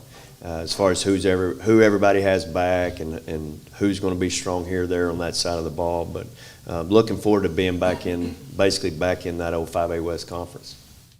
And as we mentioned, plenty of head coaching experience previously, but then stepping into that AD role and being over all the sports. Just singling out what Coach Hutchcraft has done with the girls basketball, a nationally known program. So what are some things now that you're back into coaching football that you may have taken overseeing all of the sports that you did? Well, first of all, when you're AD, you're dealing with everybody's problems. Each sport's problems are potentially your problems. So we've got our issues that we work through each day in football. The coaches that we had as AD, you get to learn from those. You get to go in and watch them practice, and you'd be surprised what you can pick up from a volleyball coach. Obviously not schematically, but workout-wise, practice structure-wise, conditioning-wise, or the basketball coaches or whatever, and then having Keith Fimple and then Buck James getting to be beside them every Friday night, how they've done things different. There's a lot of learning going on, a lot of things you put in the back of your mind. If I ever get back in it, or when I get back in it, I'm going to do things that way too. All right, guys, we appreciate you coming. Thank y'all.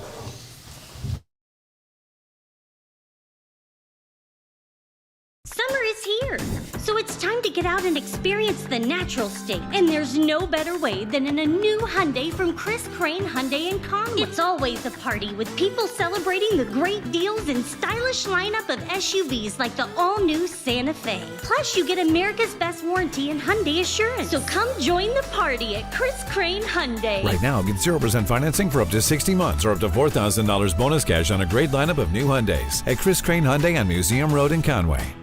Some people appreciate the experience of living, the craftsmanship and sheer satisfaction of being exceptional.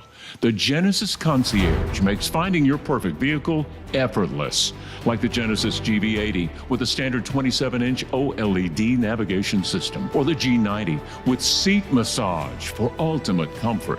When you're ready to experience what life offers, you're ready for Genesis. Genesis of Conway, the future of luxury today.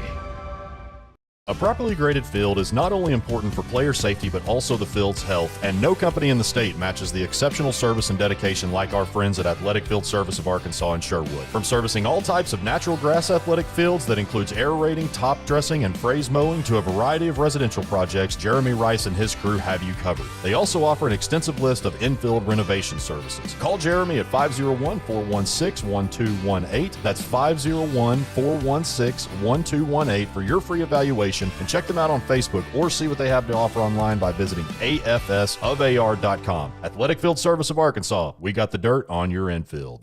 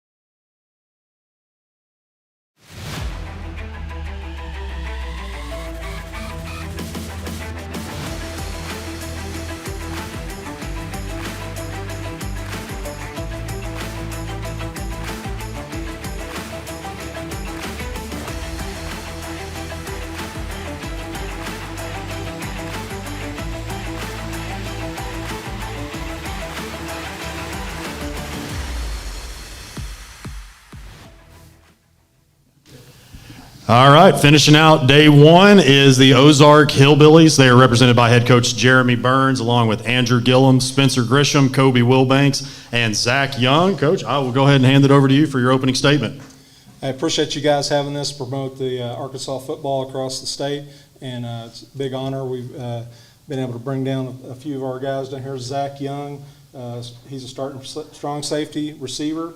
Kobe Wilbanks, one of our returning, he's our second-year quarterback, also all-state player last year, also plays free safety. Spencer Grisham, he's our starting two-year starter here, coming back at center. And then we got Andrew Gillum coming in. He's going to be a tight end receiver, and then also rotate in at the linebackers position. So last year was a 10-3 record, made it to the quarterfinals. Got beat by Warren, but we got a lot of players that played a little bit. We don't have a whole lot of starters coming back. Offense, we had 3 coming back. Defense, on the defense side, we had 4, but we had a few other guys that filled in some last year. So looking forward to it. We got a new conference we're going to. We're going from the 1-4A to the 4-4A in the River Valley, kind of some old teams that we used to have in our old conference. So looking forward to a new challenge and getting used to these guys and how we match up with the team. So, but an honor to be here and represent Mr. Miller and you guys at the Sports Network promoting the Arkansas football.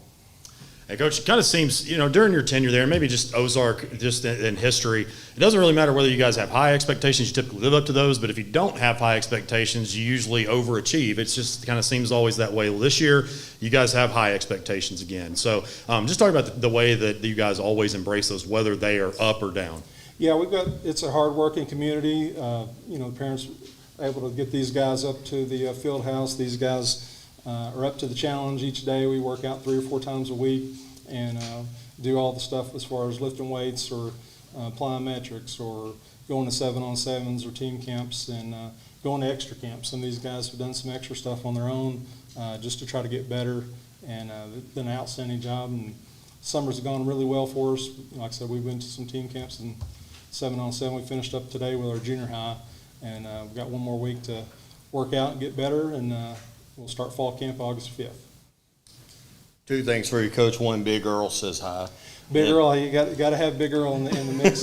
Known those guys a long time, so he's a big promoter of all the sports, and he knows about every coach. And between him and the General Don Campbell, I've listened to those guys a lot, been around them a lot. So at Henderson, when I played down there, we had him, Duke Walker, I had Duke Wells, had John. He was on the team, and Jeff Williams and his dad. So Saturdays, we get to see all these Hall of Fame coaches before I walked out. So been good to know all these guys throughout the years. Right. 2 questions for you. One, you mentioned that new conference that you're going into. What are your overall thoughts of that conference? And kind of go with that, what do you feel like you get from today until game 1? What have you guys got to accomplish to be ready? It's a big new conference.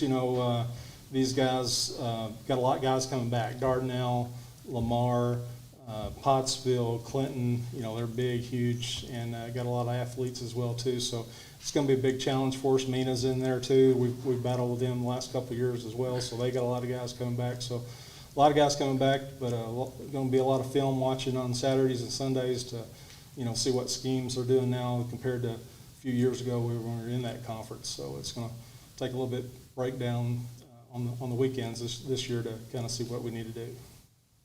And to the players, kind of building off the questions about the expectations, you look at Class 4A as far as the preseason predictions. You got Warren, you got Arkadelphia, and you guys are right up there. So just talk about how you guys are embracing those expectations. We're just trying to stick together as a team, and we're just making sure that our brotherhood is just strong, and we just make sure that when times are tough, we stick together and we embrace those. And we're lucky to have each other, and we're ready to see how the season goes. So. Yeah, we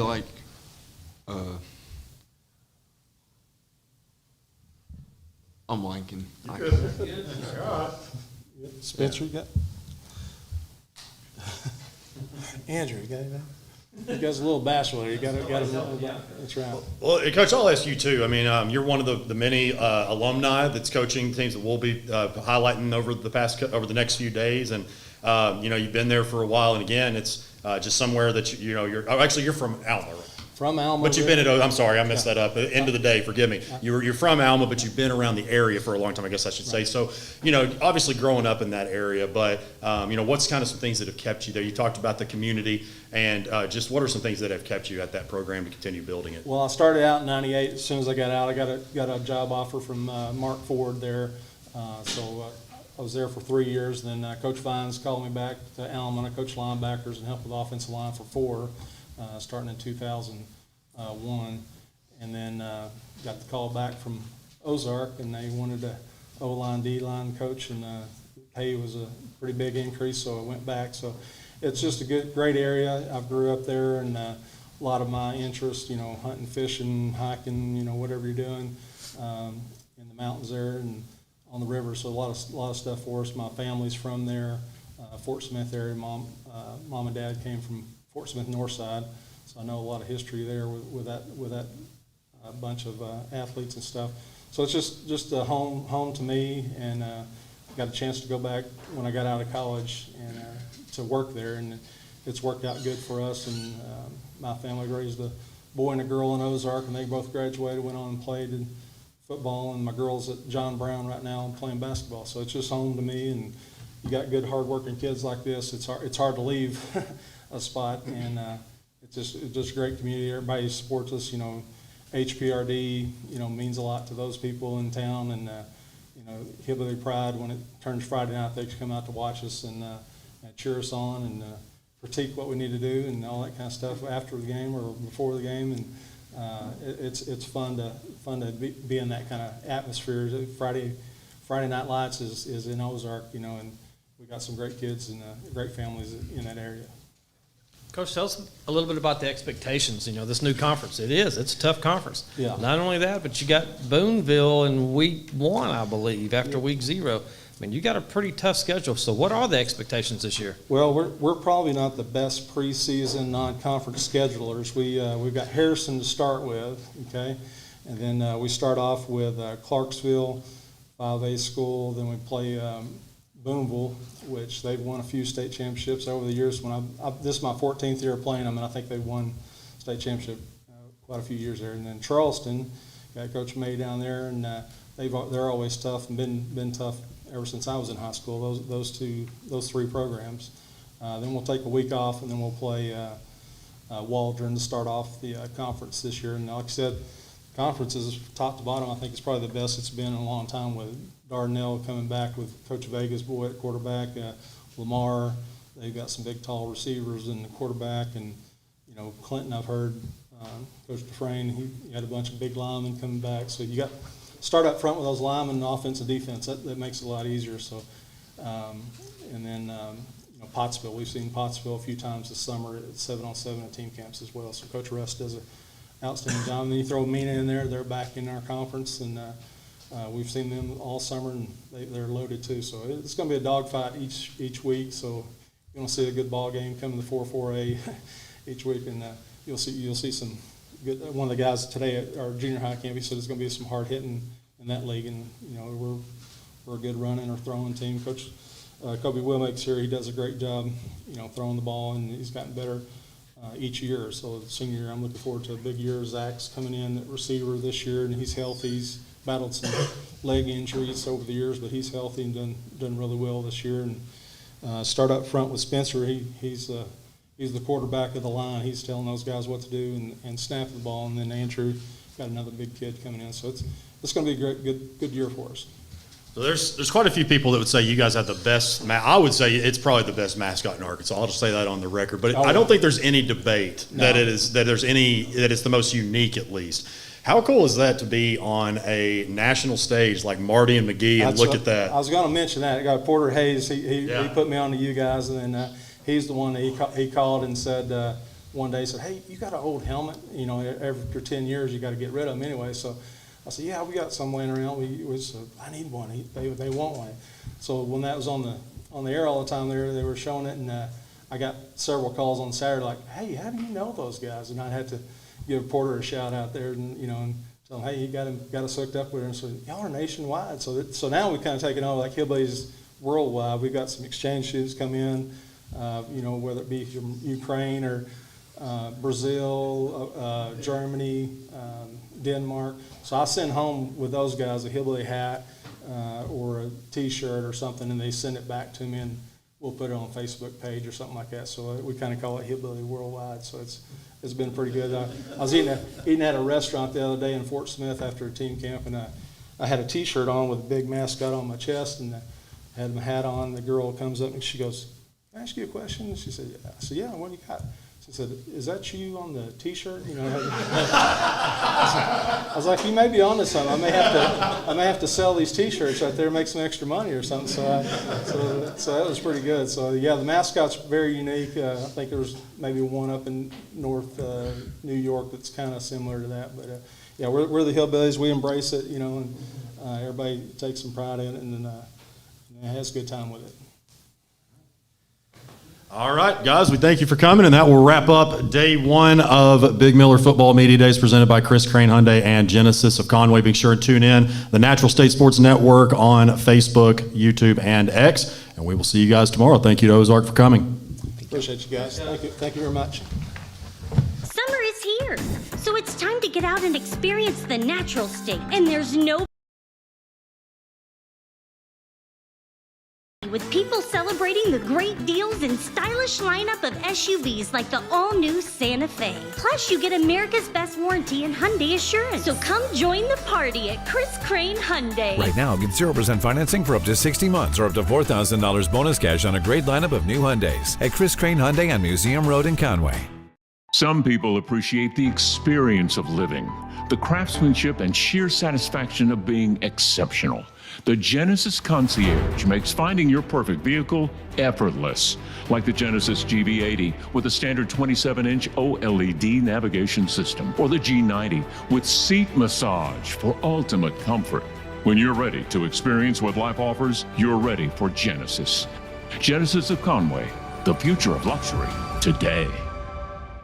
A properly graded field is not only important for player safety but also the field's health, and no company in the state matches the exceptional service and dedication like our friends at Athletic Field Service of Arkansas and Sherwood. From servicing all types of natural grass athletic fields that includes aerating, top dressing, and phrase mowing to a variety of residential projects, Jeremy Rice and his crew have you covered. They also offer an extensive list of infield renovation services. Call Jeremy at 501-416-1218. That's 501-416-1218 for your free evaluation, and check them out on Facebook or see what they have to offer online by visiting afsofar.com.